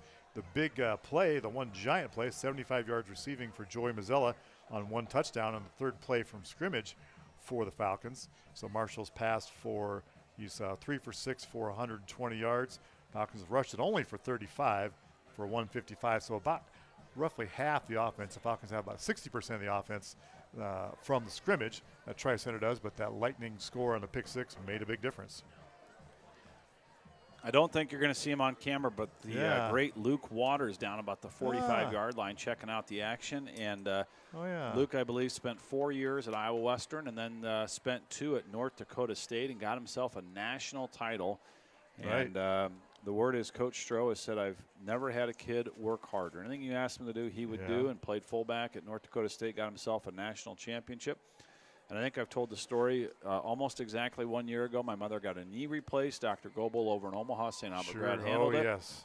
And but who was the first guy out of the room to come say hello and say, hey, the doc will talk to you. I think it went okay, but listen to whatever he says. But it was Luke Waters. Yeah. He sold the knee that they put on my mother and was in the surgery. And so Luke's, I think, doing okay for himself. Yeah, he absolutely. That's a great practice. We don't have any favorites unless you advertise with us, but Mark and Steve Goebel, both physicians, orthopedic physicians at Ortho, Nebraska, St. Albert grad. Mark, 1979, is the year behind me, and Steve, I think, was 1982. So over the years, those folks, great set of parents, wonderful people. So that's been too bad they moved to Omaha. I wish they had remained in Council Bluffs, but I think they've still been pretty generous over the years on the St. hill, Albert, yes. to say. Terrific family. So yes, that's Luke. Apparently last week, Jake Waters was inducted into the Iowa Western Hall of Fame, Athletic Hall of Fame, and apparently Luke stood in for Jake because Jake had a football game the next day at Iowa State, where he coaches. This is true. A little tighter game than they expected, but they won 20-0. And so congratulations, Jake Waters, very deserving. KMA reached out to get some stats. He's going to go into the KMA Hall of Fame in November. Great. And so all 3 of the Waters boys, just terrific success here on the hill. Matt, we've got a barn burner here, a high-scoring affair. Like you said early on, this might be whoever has the football last. It could well be. It feels like we got to be behind by about where we are. Yep. The Falcons were that pick 6 was a big difference maker, and I think from the scrimmage, obviously the Trojans have had more success than the Falcons, so it just might take changing that around, making it harder for them to score, and one big play. I think that's the formula. With Kyle Irwin, he's out at halfback, but also he's a really nice, good defensive back. Right. And so the Falcons miss him there. One of the issues is you say, well, you got to get a little pressure on Harder. Well, when you do, he's tough to get to, and when you do, you leave your DBs a little exposed. So we'll see what kind of adjustments the Falcons make here in the second half. Creston now leads Atlantic 23-21 at the half. Well, we just heard AHSCW leads Missouri Valley 23-0. That's a surprise. Yeah. Riverside trailing Southwest Valley 14-13 at the half. Riverside might have been in the game of the week last week in the state of Iowa. They played ACGC, and it was something like 58-52. And ACGC was number 1 in the state, I believe. Well, speaking of barn burner, it was 3 weeks ago, I was ref to a volleyball tournament at Griswold, and ACGC and Riverside played in the first round of that tournament, and it was went 3 sets. That's Riverside's only loss of the year. Wow. So, well, a couple of volleyball moms said they were a little unsure, but they've seen him and said, nope, Riverside is indeed the real deal. Yep, they're a good team. I'll see them at least once more this year. Saints will be at the Thomas Jefferson tournament tomorrow at 8:30, and the Saints starting to pick up some steam as they played well last week and had a tough 3-1 loss down at Clarinda, but looking to build a little momentum tomorrow down at TJ. Clarinda's a solid team. I've seen them a few times.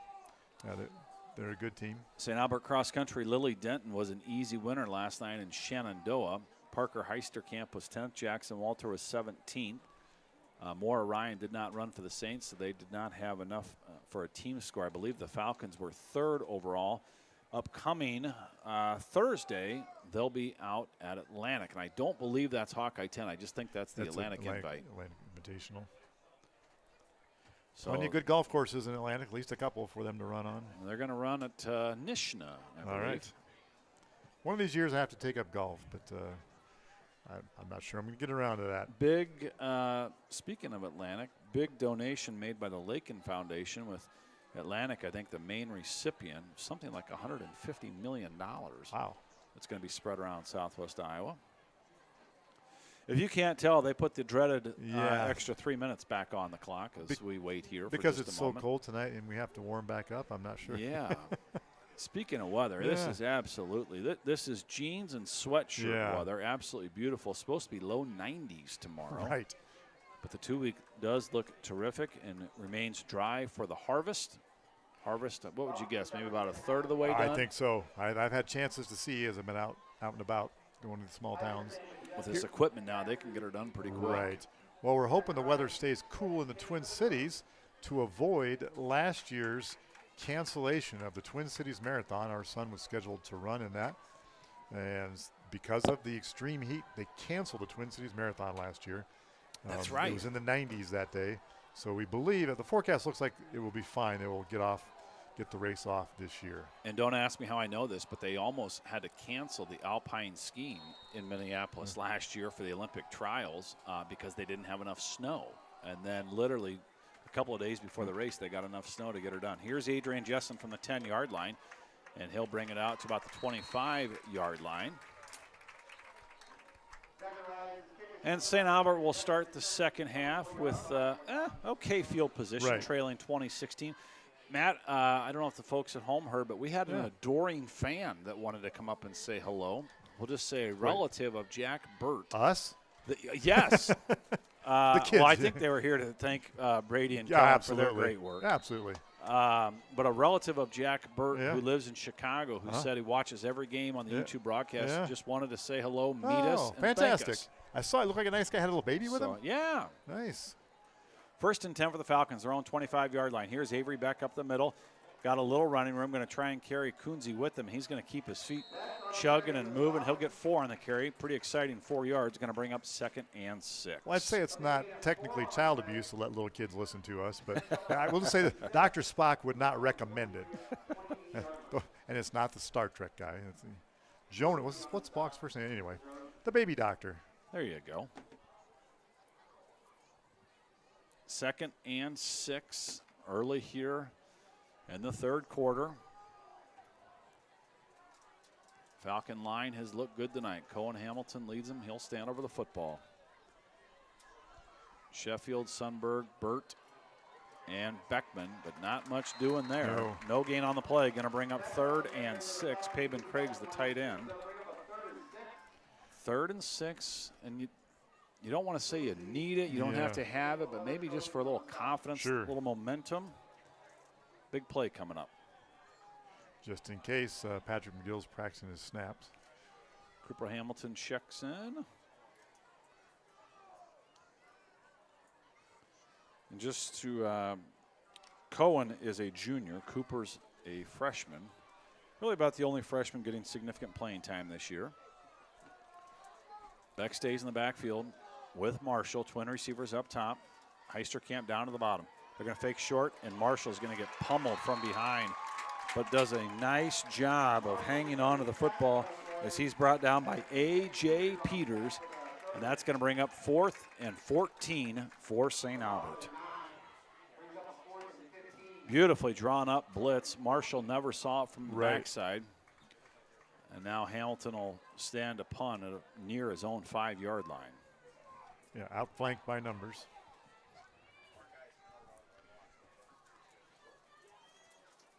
Gunners will be Jessen and Heisterkamp. This will be Witt standing in his own 42-yard line. Here's a really nice high spiral punt that is going to be fair caught about the 47-yard line as Jessen's pushed into him. Just what you don't need to give this high-powered Trojan attack good field position, but they'll have it for their first possession of the second half. Yeah, their best field position of the night by far. The previous best field position they had was their own 23 to start a drive. Ooh. So they're a quarter of a football field closer than they were the last time. Number 10, A.J. Harder, the sophomore quarterback. He's listed at 6 foot 160. I think 6 foot might be really generous. But I'll tell you what, he played a terrific first half. Here's Carter Kunze over off right-hand side. They were looking for the edge. They found it. Still on his feet. Marshall cannot quite get there. Carter Kunze is going to take it 52 yards, no flags.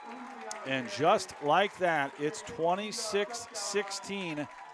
Tri-Center with the lead. They get the Falcon stop and one-play score.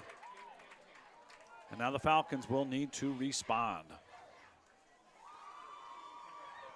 Local line, sports accountants, was Tri-Center 13.5. I heard out in the Neola Minden area it was closer to 19.5. All right. Vegas, I'm not sure about. The Trojans will go for 2 here. Twin receivers, Witt and Zach Nilsson down to the bottom. And now they're going to shift Jaden Johnson. And Brenton Kramer up top. And here's Carter Kunze over off right-hand side. Just a lot of movement to get him the football in space. And it's 28-16 with 9:30 to go here in the third. And now likely a must respond. Right, Charlie, you talked about needed to respond to start the quarter and weren't able to do so, and then Tri-Center took care of it on their side to try to give themselves a little breathing room, make it a 2-touchdown game. Falcons were down at Woodbury Central last week and fought back, so they know that they can. We'll see how much that football game might have taken out of them. And, of course, a little cross-country meet last night for a couple of the guys. Yeah. But St. Albert needs a response. Matt, you're a Minnesota soccer club guy. Is that what they call them? The Minnesota Loons. The Loons. Well, I was Minnesota United. In Salt Lake for about 36 hours this week. All right. Quick meeting. And who do I see right next to me? The Loons. The Loons. The soccer team. They were in town to play Salt Lake. Yeah. Some of them much smaller than you might see. You're right. A couple of them much bigger. I said, you must be a goalkeeper. And he said, I get that a lot. He said, I play center back. About 6'7". They played to a scoreless draw Wednesday night. Yeah, the Minnesota Loons and Real Salt Lake. I don't know if they have a nickname. Here's Jessen from the 5-yard line up the sideline, going to cut it back towards the center. Jessen will be brought down about the 24-yard line, just about where St. Albert started on their first possession of the half. Matt Coughlin, Jake Mesher down doing the stats, taking over for Jay Goobles, Larry Peterson. Chatted with Matt before pregame. They've got sons that play youth football, coached by Jake Mesher and Josh Ryan, Mr. Jensen, Tim Jensen down there. They do a terrific job at 5th, 6th grade level. 1st and 10 from the Falcons' own 24-yard line. 9:24 to go in the half. Here's toss sweep left-hand side, and once again, it's almost like Tri-Center's reading the plays. They bring Kunze for a loss of about 5 on almost 5 on the play. We'll call it 4. Going to bring up 2nd and 14. Charlie, that appeared. We're fortunate that Kunze decided to tackle the man. If you'd been about a half step quicker, you could have just caught it. Intercepted the pitch. So now the Falcons will see if they mix up the snap counts a little bit, maybe a little play action, just a little something. Tri-Center bringing the heat. They're going to bring Kunze now from the left side. And a cornerback blitz once again. And they're going to get this over to Beck out of the backfield. Nice catch. Plows forward for a gain of about 7 on the play. Going to bring up 3rd and a long 7. Beck has speed. We heard that he worked on it hard this summer. We've always known he's tough, but he worked on his speed this summer, trying to get him out in space. Be a nice combination to have going forward. Yep. Whenever Irwin's able to return.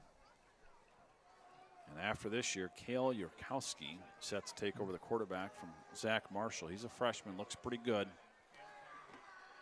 Owen Marshall. For Owen Marshall, excuse me. There was a Zach Marshall here. You are exactly about right. 20 years ago. He wore either number 2 or number 20. Marshall's going to be taken now from behind.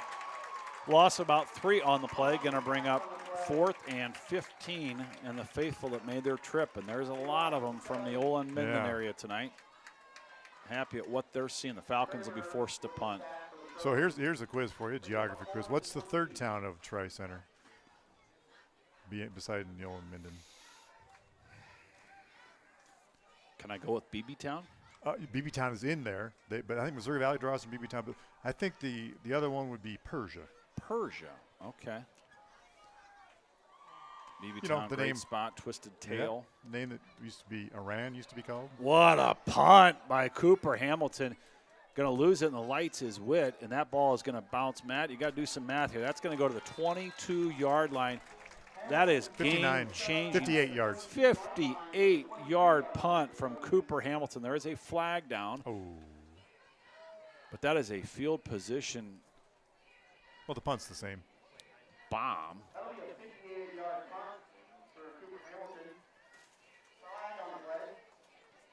And this is going to be a hold on Tri-Center. And so that's going to push him back a little bit more. So the Falcons were on their own 19 when Hamilton made that kick, and now Tri-Center is on their own 13. So they have worse field positions than the Falcons had. When you get the 58-yard kick and the 10-yard hold, that's 68-yard exchange to the good for the Falcons. 56, Brooks Anderson brings him to the line of scrimmage.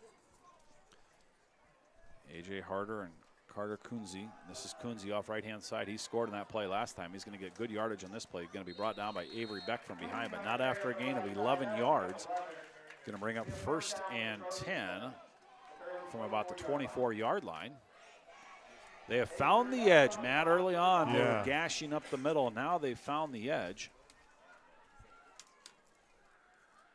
Levi Anderson and Avery Beck, the outside linebackers tonight, going to have to find a little place to play in there. Cole Hobbs, he's wearing number 20, or center linebacker. 1st and 10, Witt in motion. They're going to give him the ball, and he's going to slip and fall for a loss of 2. He gets the first play of the game, and he'll get the same play here. Loss of 1 they're going to give him. Going to bring up 2nd and 11. Cale Witt on the carry. Anthony Sage might be checking out, number 1. He will. Witt has 1 reception in this game besides the 2 runs, and 2 runs for a total of about 45 yards. Jaden Johnson checks in for Tri-Center. 6 is Joey Mazzella, 4 is Adrian Jessen, 2 is Parker Heistekamp, 10 is Owen Marshall, 55 is Jaden Beckman, 66 is Sawyer Sheffield, 51 is Luke Sundberg, 19 is Levi Anderson. The Falcons coming on the blitz, and guess who's there? Cole Hobbs, assisted by Sawyer Sheffield, and Kunze is slow to get up. May have fallen on the ball, one of those. I'll tell you what, he has gotten, he's had an amazing game, but the Falcons have hit him hard tonight. Resilient young man, going to bring up 3rd and 15, 5:30 to go here in the 3rd. No baseball tonight, but my favorite, the NHL, got going today over in Prague as the Devils take down the Sabres 4-1. They're back in action tomorrow at 9 a.m. on the NHL Network. I almost wore my Boston Bruins hat tonight, but I decided not to. Big contract dispute with their goalkeeper, Jeremy Swayman. Falcons coming on the blitz, and guess who has it? Yep, Zach Nelson. They needed 15. He got 18. Favorite target on 3rd down. He's a little slow to get back to the huddle. every time they need it, A.J. Harder finds Zach Nelson, and it's a Trojan first down. That's just great execution. It's over 100 yards receiving for Nelson tonight.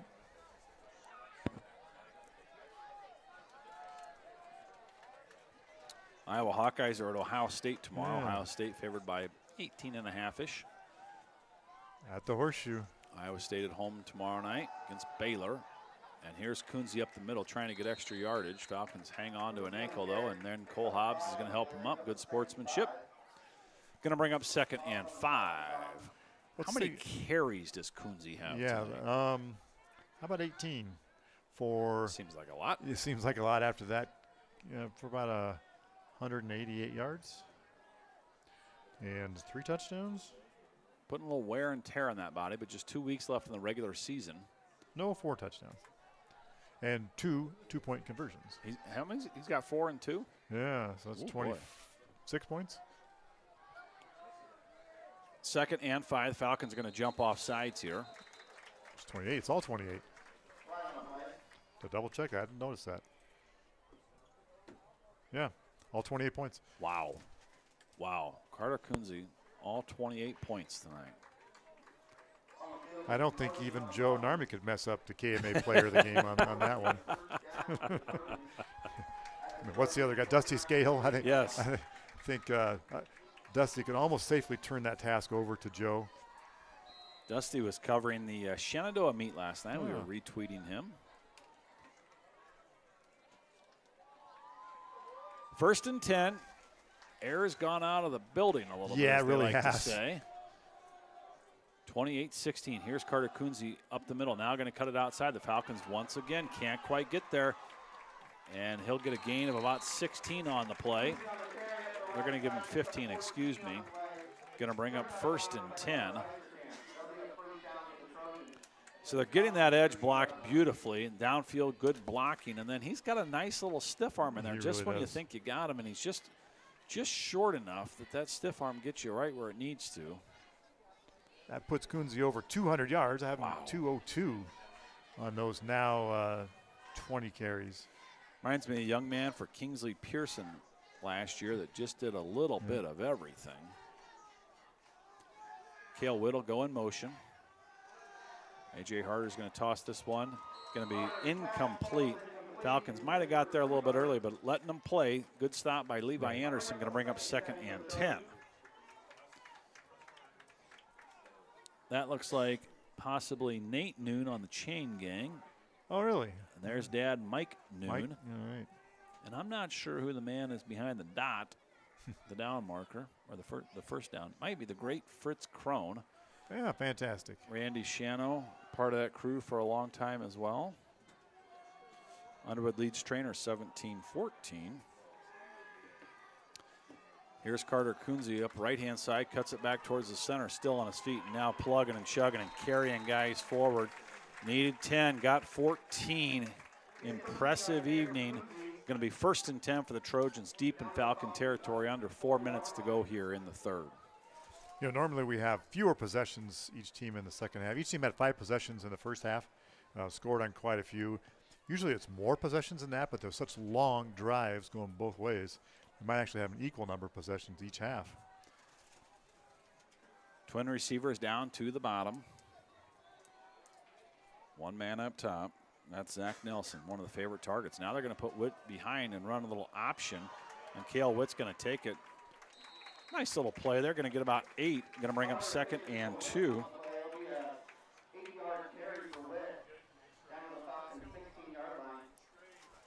Kind of a good example. You don't need a million plays. You need about a dozen that you run really well. We talked about that before. We know what they're going to do. They told us what they intend to do, and they just did it well over and over with the same guys, slightly different looks, but they practice apparently pretty well. Tri-Center team that's been on the rise here. Right. The Falcons played them in a slugfest last year, but I believe they had a key player injured in the first half. Falcons fought back and forth. You could maybe say should have won the ball game, but Tri-Center got it. This is a different football team. This team is explosive. Yeah. 3rd and 1. likely 4-down territory. Who am I kidding, Matt? They've got Carter Kunze back there. Right. This is 4-down, 4-down territory, for sure.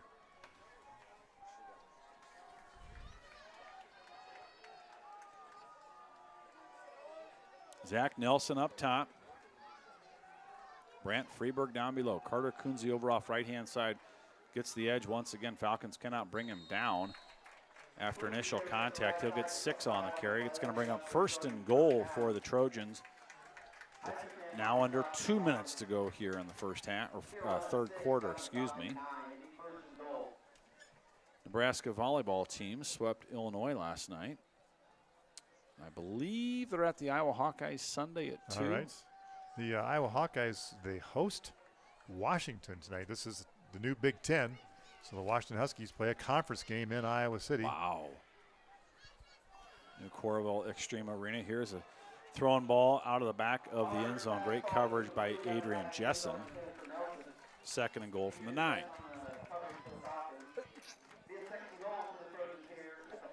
Not many passes so far, so we're 2 minutes away from it in the third quarter, but that's only the second pass that the Trojans have thrown this quarter.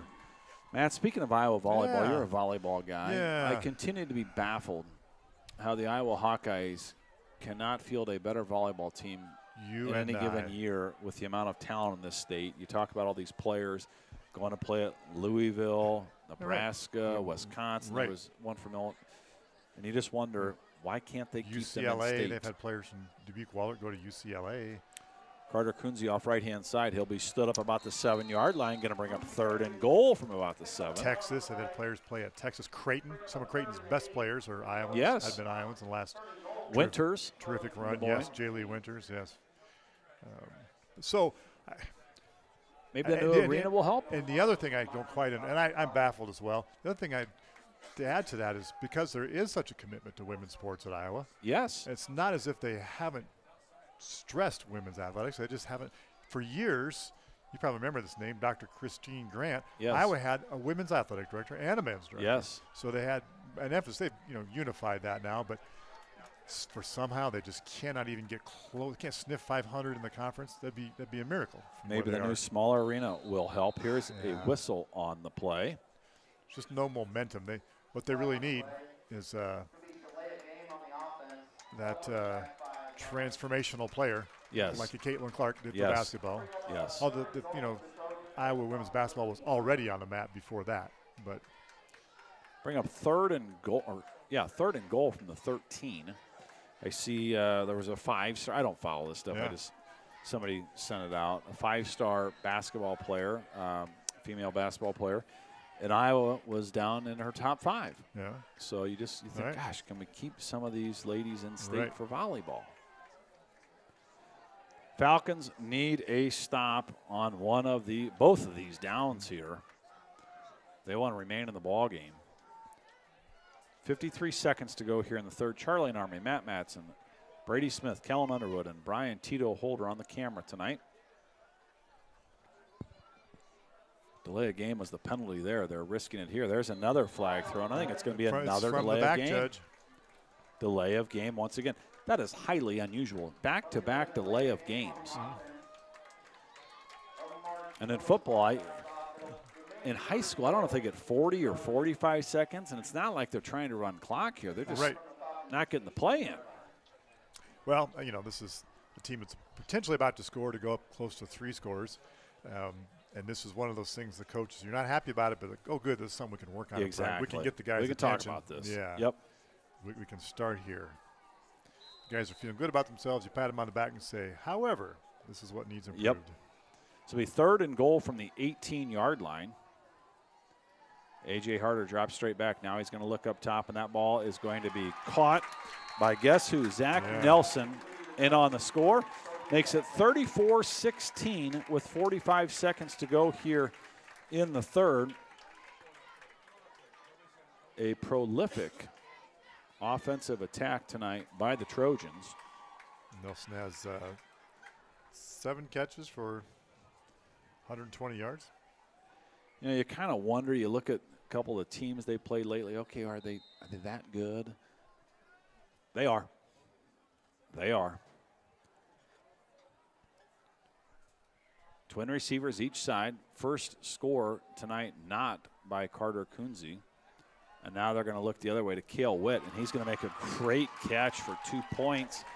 And it's 36-16 with 45 seconds to go here in the third. Want to thank all of our terrific sponsors who have not had a website to promote their business. We were told, this is the never-ending saga, that the website would start to be live this Friday. Well, they had the Fridays mixed up. It's going to be next Friday. So thanks for everyone's patience.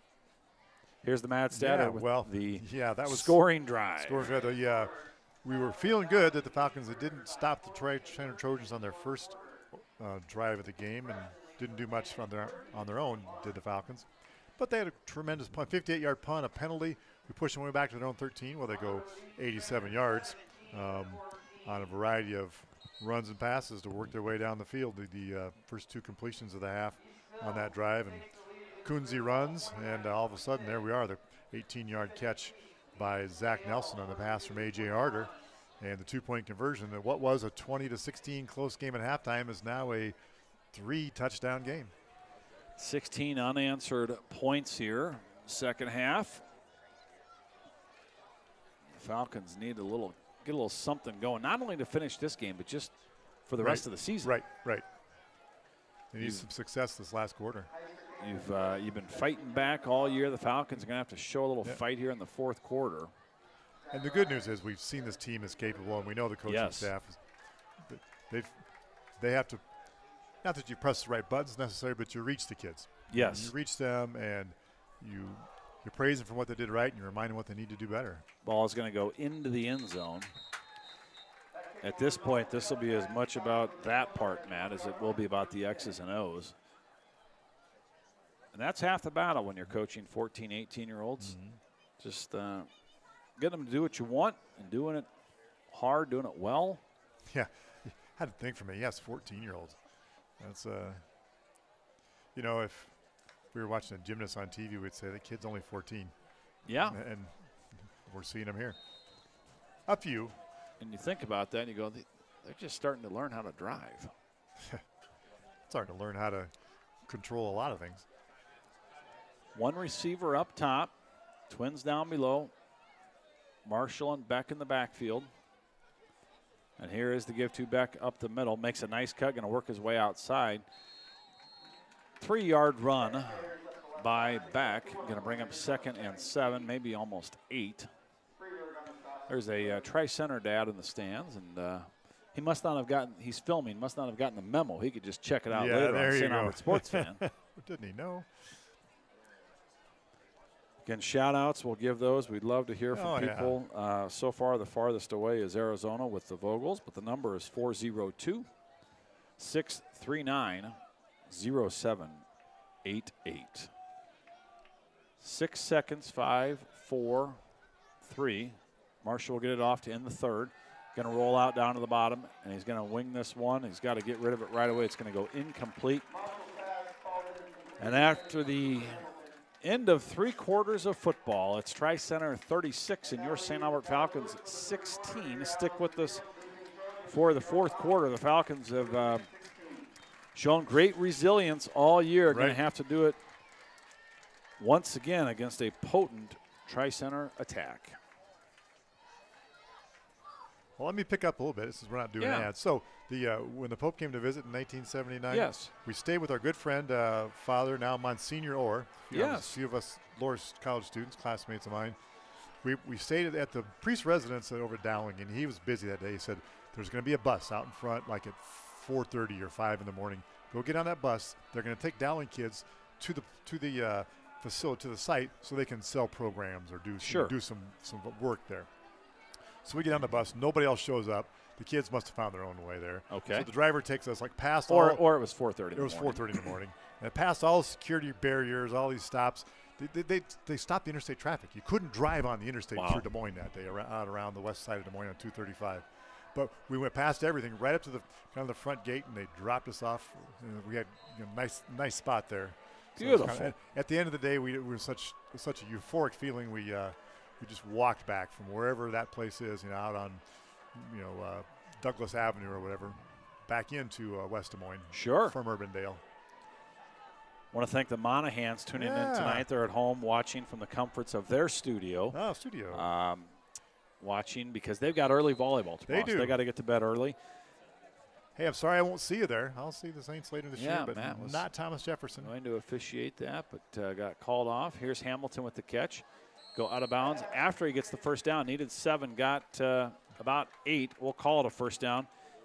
Shenandoah leads Red Oak 32-14. Southwest Valley continues to lead Riverside 14-13 in the fourth. Also in the fourth, Underwood leads Trainer 17-14. Creston leads Atlantic 30-21. Fremont Mills over Exira EHK 48-0. And we're able to scroll down there and get an AL score, maybe an LCTJ Sioux score. City East, yeah. The Black Raiders, Sioux City East, visiting Wickersham Field tonight. 42-21, Sioux City East leads over AL. Might have been a little early there. They're going to call a late flag. I think that's correct. You know, he had the ball was knocked away by the Tri-Center defender, but may have had him hooked around the waist. Kind of one of those common. Vogels want to know if they want a color television for furthest distance text tonight down in Arizona. How about a big thank you? A hearty, warm greeting and yes. salutation. And, you know, the Vogels are the embodiment of this, one of my favorite country songs, which I don't even know if it's a song, but I'm going to write it someday. How can I miss you if you don't go away? Just like if the phone doesn't ring, you'll know it's me. Yeah. So we'll miss you. All right, so it's going to. Here's a real lyric that's one of my favorite country lyrics. Yes. My tears have washed I love you from the blackboard of my heart. Wow. Yeah. Who gave that? I don't know. They belong in the Hall of Fame. I will say I love Ken Burns' specials on public television. The one he did on country music was fantastic. I've just rewatched part of that about a month ago. Here's Marshall trying to give it to somebody, and not much doing there. Going to lose 5 on the miscommunication. Going to bring up 3rd and 15 with 11:40 to go here in the ball game. What I love most about that country music special that Ken Burns did was he ended it about like 1980 something because it just became pop music. And this bro country stuff, I apologize. I know plenty of fans. It is horrible. It is I'm right there with you, an abomination. I love country music, but not the new stuff. A song about, horses and drinks and whiskey and I get that the old stuff was, but about some of that too, but it's just tight jeans and country roads and red Solo cups. What are the stupidest rhymes we can think of? Let's put it in a song, add some bass, and let's go. Let's release it. Play action pass. Marshall going to have to get rid of it. And play taking just a little bit too long. Going to lose about 4 on the play. Going to bring up 4th and a long ways. I think there's a competition to how many references you can make to a county fair in some of those songs. This is true. It's never ending. But yeah, the other stuff was great. I mean, I'm an outlaw country guy. I really love Johnny Cash. We lost the great Chris Christopherson this week. Yeah. So Willie Nelson, the only highwayman left, who is now 91. I think in that special they included that Chris Christopherson was actually a Rhodes Scholar. A Rhodes Scholar, Army helicopter pilot. Yes. And was working as a janitor at a studio and got Johnny Cash to listen to one of his songs. Witt's going to catch that great punt at the 35-yard line.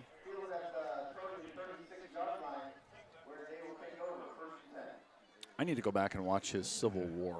Man, that was was that his first? Yes, that came out in 1990, I'd say, or 88 or 1990, somewhere along in there. It was, I've used this word earlier, it was transformational in terms of, here's what a perfect word. Here's what a documentary can be. Yes. It's not just old newsreels and just uninteresting stuff. Well, and I think that was, and Burns said this, that was so helpful because that was the first war fought by a literate army. In other words, people could write, so they wrote letters home. So they had this documentation from the front lines. Yep. They were writing the stories, not just the generals. Twin receivers up top. You never know what you're going to get when the game gets out of hand.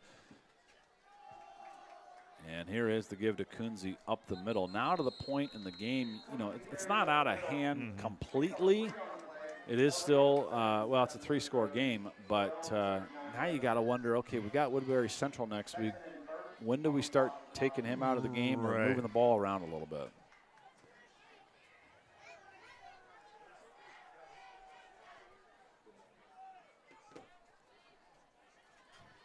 So, again, thanks for joining us here on StLombartSportsFan.com. We will take scores if you have them. Shout-outs, 402-639-0788. Trips down to the bottom of the screen. Tight end up top, who is obviously eligible here. All three down to the bottom are eligible. Here's Carter Kunze, and he's going to lose his footing after a gain of a couple. Always falling forward. Give him about 3 on the carry. Going to bring up third and about 4 as the clock continues to tick. 9 minutes to go now in the ball game.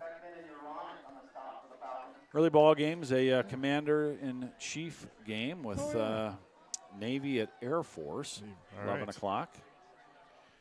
And, of course, now, Matt, we don't have Pac-12 after dark. Now we have Big Ten after dark, starting games at 10 p.m. on Fox. I can usually get through about a quarter. Trying to take the high road, but Fox really has a substandard college football broadcast. I think I would agree with that. The camera's in the wrong spot. They focus on the wrong things. They're too busy telling stories a la Bob Costas style and not what's going on in the game. They're like the old WGN baseball broadcast when Harry Carey was doing the games. And, and Arnie Harris was the name of the guy. Anything but the game. And so his camera's on something. So there's a play at the plate, and Arnie Harris has pointed the camera, has told the cameraman, go to second base. So there's a play. There's no play at second. They show the guy landing there, and Harry Carey says, "Great camera work, Arnie." And it was nowhere near what actually happened on the play because Harry was drunk and he didn't know. Tri-Center is going to call a timeout. St. Albert was set up for a punt return after Zach Nelson doesn't catch it on third down. The ball was just overthrown, and he has been the target on all third downs. Again, you know it's coming. You just can't stop it. So we'll see if they look like they were going to go for it. St. Albert thought they were going to punt it. Tri-Center calls the timeout, their first of the half. If you get a chance, go to, I think it's probably on YouTube somewhere, the great Steve Stone. And I love Steve Stone. Yes. I feel bad. I think he's with the White Sox. He's employed by the White Sox, and I've followed the White Sox in the last few years in their precipitous decline.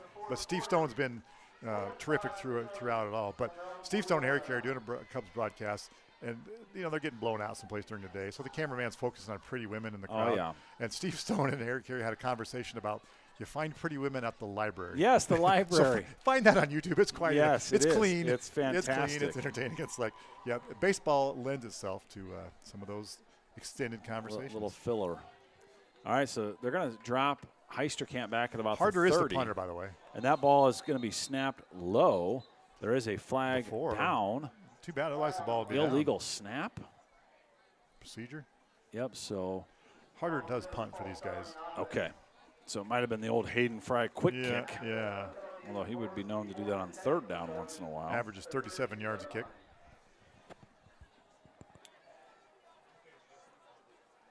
I know it sounds crazy, but I wouldn't mind if I were them. Just, all right, let's throw Zach Nelson on an out route for 10 yards. Falcons will stay in kind of a modified punt-safe defense. 4th and 10, 8:43 to go in the ball game. Heisterkamp's backing up. And you nailed it, Matt. Harder's going to punt it. And now Heisterkamp gets the 30. Good cut, 35-40. 45 will be brought out of bounds about the 47-yard line. Good sportsmanship by Carter Kunze. Keeps him up on his feet. Yep. That is the first punt for Tri-Center Trojans here with 8.5 minutes to go in the game. Just for a little mojo, the Falcons need to get some confidence. And have good field position. Coming. Creston leads Atlantic 30-21. Again, Atlantic with 1 loss on the year. Creston with 1 win. That's at the end of 3, 30-21. Creston. When did we get the Oregon? The canned Oregon? We just had a little Oregon. They knew we were talking baseball. Yeah, it sounded like it could be in a hockey game too. Yeah, we'd take that. We need to blow the foghorn here when we score. Falcons stay in the pistol. Paben Craig's the tight end. And they're going to look down, and that ball is going to be underthrown just a bit. Yeah, I think Owen Marshall just tried to get that throw out quickly. He tried to hurry it and just overthrew it. I'll tell you, he's been under pressure in the second half, and you can see why he wanted to get rid of it quick. Cole Hobbs down on the sideline, still encouraging his offense on. Sioux City East leads Abraham Lincoln 40-21, mid-third. Mid-third. Have you been to Wickersham Field to see a game? I have. It's absolutely I have not. beautiful. At least get new to scoreboard down there. I hear it's massive, biggest in the state. It's massive. And here is Beck with the give up the middle. Don't know if that field's getting just a little slick. It is really supposed to cool down tonight. Maybe a little moisture on the field. We realized, I don't know, about 7 o'clock tonight, right before kickoff, that we forgot to paint the little field crew, paint the little X's at the 40-yard line when they kick off from. Now, they still don't have to kick up from the X. But they're right in the center of the field. There should have been an X. They can kick up from any side. See, if you wouldn't have pointed that out, nobody would have noticed. Yeah, my brother Jerry noticed that. Jerry has perfect attendance of field crew this year. So wonderful. Give him credit Is for that. field crew in action this Wednesday? We are not. Okay, get a bye week. We've got a bye week. Our second of the season. We get 2 this season. 3rd and 9 for the Falcons. Try center coming. Falcons going to find Cooper Hamilton over the middle. Beautiful catch down low, below the waist, behind his back. That's a freshman, folks. Cooper Hamilton with a big gain for the Falcons. It'll be 1st and 10 at the Tri Center 25-yard line. 26 yards on that. Just what St. Albert needed, as they have not had much to cheer about this second half. Need to have a good quarter. I have no idea if the first team is still in on defense or not for Tri Center. Winterset leads Glenwood 29-21, 10 minutes to go. Going to put Paven Craig in motion now. He had a big 25-yard catch earlier in the game. Here's Avery Beck. It's going to be a little flea flicker. Not much doing. The Falcon line struggling a little bit tonight, which is interesting, Matt. Give credit to Tri Center because the boys from Woodbury Central were a lot bigger last week, but the guys from Tri Center are having success up front against the Falcons tonight. Going to bring up 2nd and 17. So as a play caller, this really limits what you're able to do. Right. Maybe try to roll them out somewhat, get them away from pressure, but that hasn't always worked because Tri Center is good on pursuit. Camp Landon tomorrow out at Iowa Western. Little brother Owen Marshall stands alone in the backfield, gets out of the pocket. Now he's going to wing one deep, and that ball is going to be intercepted by Zach Nelson at about the 10-yard line. Marshall had to throw it up, had to try and make something happen. And there's going to be about 6 flags down on the play. That was the most unsportsmanlike play I've seen in ages. And as a Falcon is hit from behind, away from the ball, Falcons wanted a flag, and there were about 5 of them thrown. Coach is on the field. And now comes head trainer Nick Finken. It's a blow to the head from behind. I think it might be ejection. That was Avery Beck. He now does get on his feet, but of course Nick Finken's going to say, we're still going to take a look at you. Let's talk this over. Coach Woods mentioned something to the official. Yeah. Brian Holder getting it beautifully on camera. I think it merits an ejection, but nobody asked me. I got to admit, I kind of missed it. I have to go back and watch I was eyeballing it, and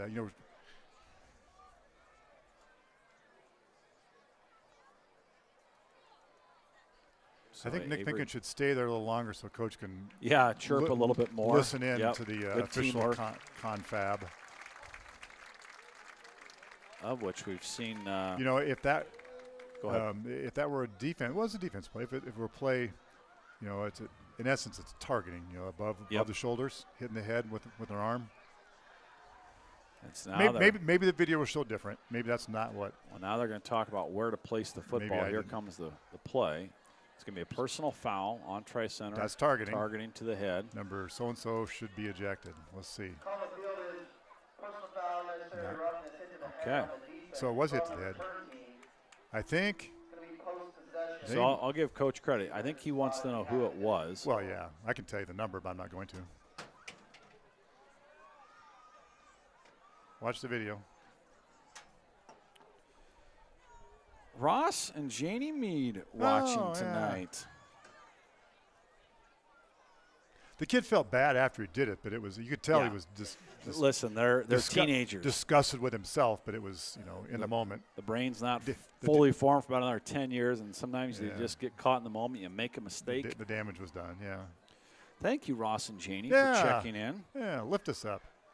I tell kids when I'm substituting, like, we stay on the positive side. They'll kind of want to chirp about some whatever, we're staying positive here. Shenandoah leads Red Oak 34-8. All right. All right, so it's going to go back to about the 12, 6 minutes to go here in the ball Did game. I see in the KMA one of their chats, just like the 116th time or something like that Shenandoah and Red Oak have played? Or I'll buy it. It was some I'll buy it. incredible number. Speaking of old country music, Oh, Ross, yes. Ross Mead and I got all dudded up one night and went and hit the River City Rodeo in high school. A couple of young bucks. Oh, yeah. Falcons cannot get the edge. Here's Carter Kunze. And Kunze, 35, 40, 50. He's going to take it. 88 yards. Add that to the total.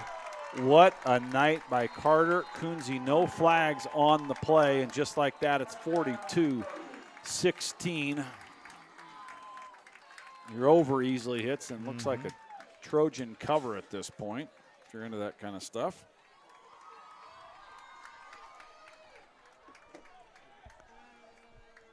What do you say? What do you say? You nailed it. Sometimes you're kind of speechless. Yeah. Again, we've said it before. You know what's coming, but can you stop it? And a lot to build upon tonight for the Falcons when they go back and watch the film. Here's the great news. Yeah. 2 games left. You're at Logan Magnolia. Then you come home for Westwood Sloan for senior night. Both, you would think, winnable games. Right, absolutely. And you're in the playoffs. And then from there, anything can happen. Extra point kick attempt. This will be Zacharias. Jonathan Zacharias, this kick is up, and it's good. His mother, Judge Amy Zacharias, proud mom on her feet in the stands. Makes it 43-16, so if you're holding one of those weird square numbers at home, you got a chance tonight.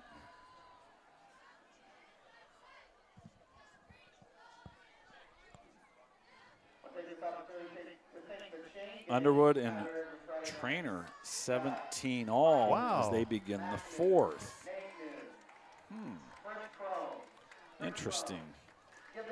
Jesse Shea handling the PA duties tonight. Chad Hannon is his spotter. We handle our own spotting here, man. Yeah, spotters. Of course, we also don't call who makes every tackle. I used to do more of that.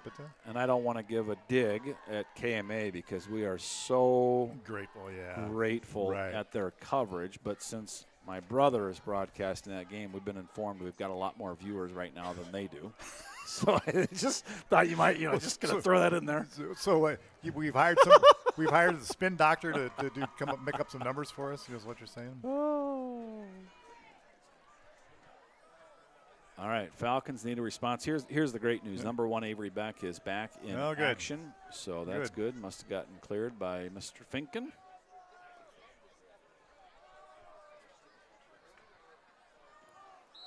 I might be playing Mr. Finken this week in fantasy football. All right. For certain. All old high school buddies. We have a league together. Sure. Well, maybe you know his weaknesses. You can capitalize on those. I don't think either one of us are very good at it. Okay, I'm not. I never Here's have. Adrian Jessen up the middle. He'll be tossed down about the 22-yard line.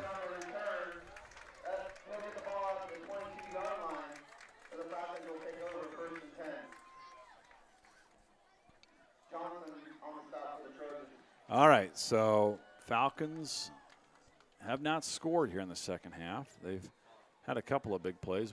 Recent one here to Cooper Hamilton. See if they can get a little something going. Be at Logan Magnolia next week. We will have a broadcast for you. Not sure who will be on the call. Might let the youngsters next to us. They did JV Monday night. See if they might be interested. Shotgun formation with Owen Marshall. Avery Beck joins him in the backfield. And they're going to look down to the bottom. Cooper Hamilton, Adrian Jessen, good block. And Cooper Hamilton's going to pick up about 7 on the play. Going to bring up a second and a long 3. Just over 5 minutes to go. Matt, it's about that time that I make the call to Pizza King. All right. Oh, yeah. Put the order in. Yeah. We have some spinach lasagna left over home. I think I'm going to. Spinach lasagna. It's so good. Really? Oh, it's very good. Any protein in it? I think there. This is interesting. I don't know what else the rest of the ingredients are. Okay. I had a little rigatoni bolognese yesterday. Here's the catch by Mazzella. Mazzella's been quiet since the 75-yard touchdown grab earlier tonight. He'll get about 6, maybe 9. Sure, we'll go with it. Hey, I listened to some softball And some basketball that Brady and Kellen have done. I enjoy what those guys do. I tell you what, I have not had a chance to listen to them yet this fall, but you're right. Baseball and softball this summer, they were absolutely outstanding, and really want to thank them for everything they've done for this website. Here's Owen Marshall chased out of the pocket, back to the line of scrimmage, going to be brought down. Maybe a gain of 1 on the play, going to bring up 2nd and 9. And he's a little gimpy on the get up. Yeah. Adrian Jessen checks in. It's interesting they don't send the play in with Jessen. They give it to Marshall. Won't be lost in translation.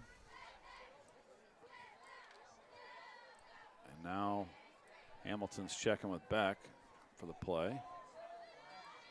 Jessen up top with him. Mazzella and Heisterkamp, the cross-country guys, down to the bottom. They're going to look that way. Not much doing. He's going to be forced out of pocket. And that ball is going to be incomplete. His feet were in bounds, but the ball hits out of bounds. Did a good job trying to haul that in. As if Kunze hasn't done enough tonight. Going to bring up 3rd and 9.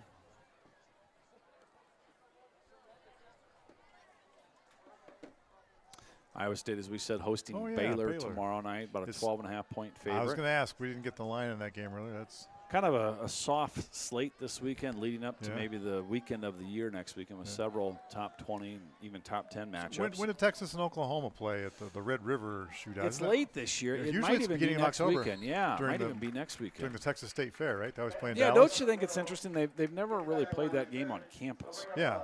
It was nice to see Alabama and Georgia on campus last week after years in Atlanta. Hawkeyes will be hosting Washington next week, and that's an 11 o'clock kick, 9 o'clock Washington time. Wow. It's interesting. I'll be in Sioux Falls watching my son officiate a college Division II Who's football game. You know? Sioux Falls, I forget. University of Sioux Falls is hosting somebody in the Northern Sun Conference. We haven't mentioned it. Rutgers is at Nebraska tomorrow. Nebraska, a touchdown favorite. Here's the fake, and this is going to be Hamilton, and he's going to slip. We mentioned it was a little moist out there. Yeah.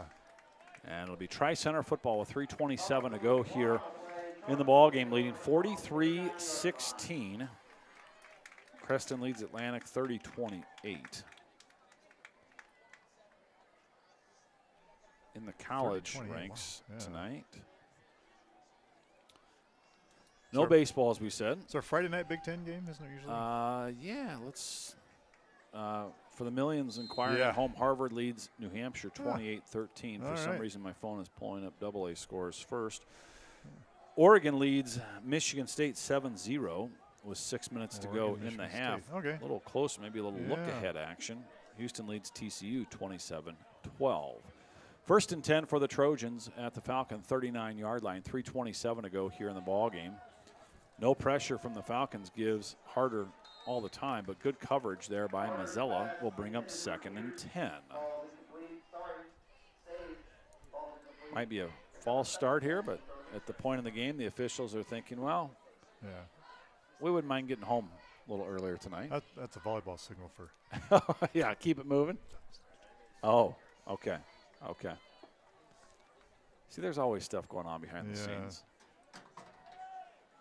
2nd and 10. Starters stay in for both squads. I have a clarification for you, Charlie. I guess I know who's listening. There's plenty of protein in the spinach lasagna. Well, it's not like I'm anti-vegetable, but it's I'm used to meaty, hearty. Let me ask you this. Don't ask me. We have to continue. Cottage cheese in the lasagna or no cottage Probably, cheese? I'm sure. Okay. Yeah, I'm a cottage cheese and lasagna guy. Probably the best dish my wife makes. She works hard at making meals and does a nice job. And probably my favorite. 3rd and about 4, 2:40 to go here. Clock rolls. Probably 4-down territory. Right. Just kind of in no man's land. We've talked about. Here's Harder, and that ball is going to be caught by Anthony Sage. The senior gets the catch, his first catch of the night. And it'll be a Trojan 1st down. 14 yards on a completion.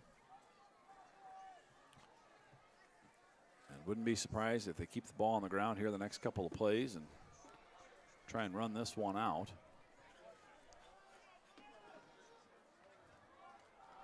here is Kunze up the middle and makes a nice cut. Be brought down hard by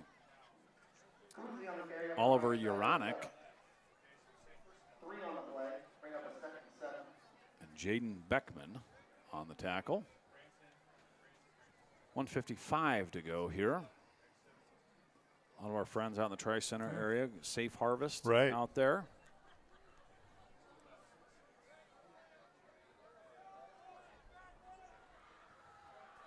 Taking a while to get this play going. I don't blame them. Moving kind of wondering if methodically. They get down a little closer, if they'll end up taking a knee or not.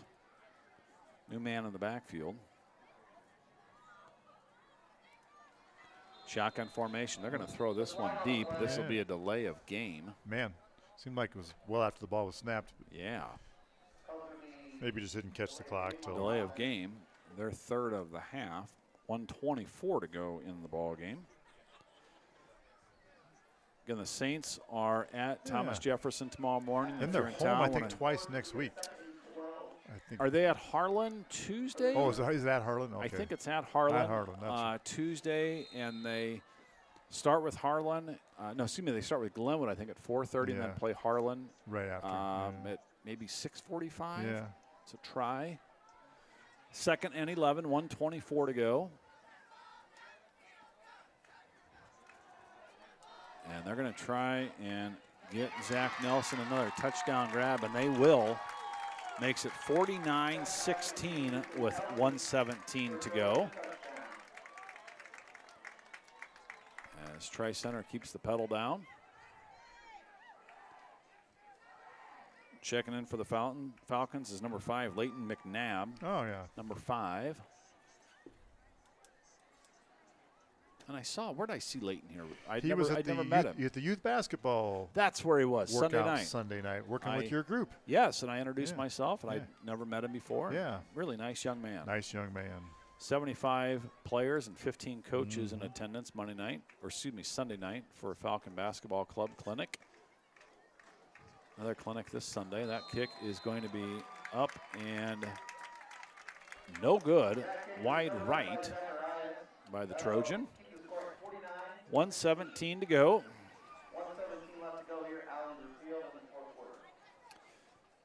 Will we see Kaylee Durkowski, number 7, the freshman, come in we'll for the see Falcons? If we take some snaps or not. Falcon JV 3-0 on the year.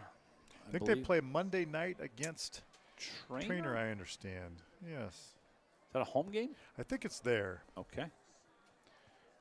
I heard that. Coach Wood said that the other night at Field Crew. Great to see those guys get a full schedule in. Right. They all had 4 games.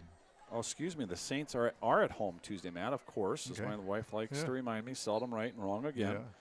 So the way that goes is the home team always plays the last match. The first and the last. So we'll have Harlan our first match, and then Harlan and Glenwood will go at it, and then we'll play Glenwood at the end. Again, that's Tuesday night. I think it's on the modified version of the website that's open. Yes. So it has. Yep. So Sunday. So the way that works is we'll kind of put the schedule together, email it to them. Yeah. Sunday evening, they'll post it Monday for the week. Great. In the meantime. Also, next Saturday, a week from tomorrow, is casino night here on the Hill. Tickets are still available, and again, that is a fundraiser for the activities department. Uniforms, travel, all this kind of stuff costs some money, and I like the fact they put it kind of in the off season of the auction. Right. And that works out well. Here's a low kick that's going to be caught, maybe by Uronic over on the right-hand side. We can't see. Man still on his feet. Might be Heisterkamp. And he'll be brought down about the 44-yard line. Joe Mazzella, as we keep calling him. Joey Mazzella. Poor Joey. Yeah. We missed the touchdown call earlier. Not giving him credit. Tell you, he's earned it. He is a busy young man running cross country, playing football. He's going to wrestle in the winter, play a little golf and track in the spring. It's a busy young man. His dad, Ryan, celebrated his 40th last week. Oh, so young. That's what I thought. Pretty. See, Matt, you are right again. You said home twice next week. They're also home Thursday against Creston. All right. So we hope to have those on a St. Albert Sports Fan broadcast for you. And this is Cale Yurkowski, and he'll hand off up the middle for a gain of about 3. That's Oliver Uronic. And the Falcons are likely going to get off one more play. Somebody's down. Player is slow to get up by teammates.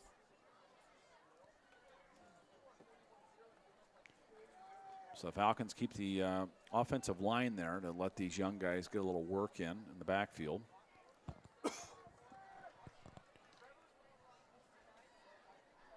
Yurkowski's makes the drive in every day from near the Crescent area. Young receivers out there as well. And here is the quarterback keeper, and wisely just bit of a mix-up. Heads down so he doesn't take punishment, still takes some. 17 seconds to go, and I think that's going to do it.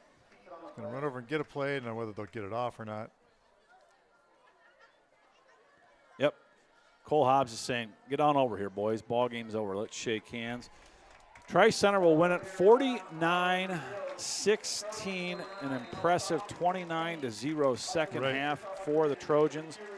Matt, maybe some quick stats for a few of the Falcons, and then let's go through Carter Kunze's night. Yeah, let's do that. We'll, Falcon, receiving, we had Cooper Hamilton led the Falcons with 3 receptions for 40 yards. Pavin Craig had 1. Mazzella had 2 for 84 yards, one of them being a 75-yard touchdown. And Parker Heisterkamp had 21 yards worth of catches. So Marshall was 8 of 13 for about 140 yards. Avery Beck rushed forward for 37 yards, but Marshall lost quite a few yards on being sacked. But the highlights for the Falcons, Mazzella 75-yard touchdown reception from Marshall 6 minutes into the game. And then the pick 6 from Marshall was the other Falcon touchdown. And a field goal made by Cooper Hamilton from 20 yards out. All right. And how about at some point, probably about 3 1/4, 325 yards rushing. Wow. Padded. I'll use that word advisedly by the 88-yard run in the fourth quarter. Yep. And a terrific night by H.A. Harder as well. The quarterback and Zach Nelson had a big night receiving. Cale Witt also impressive.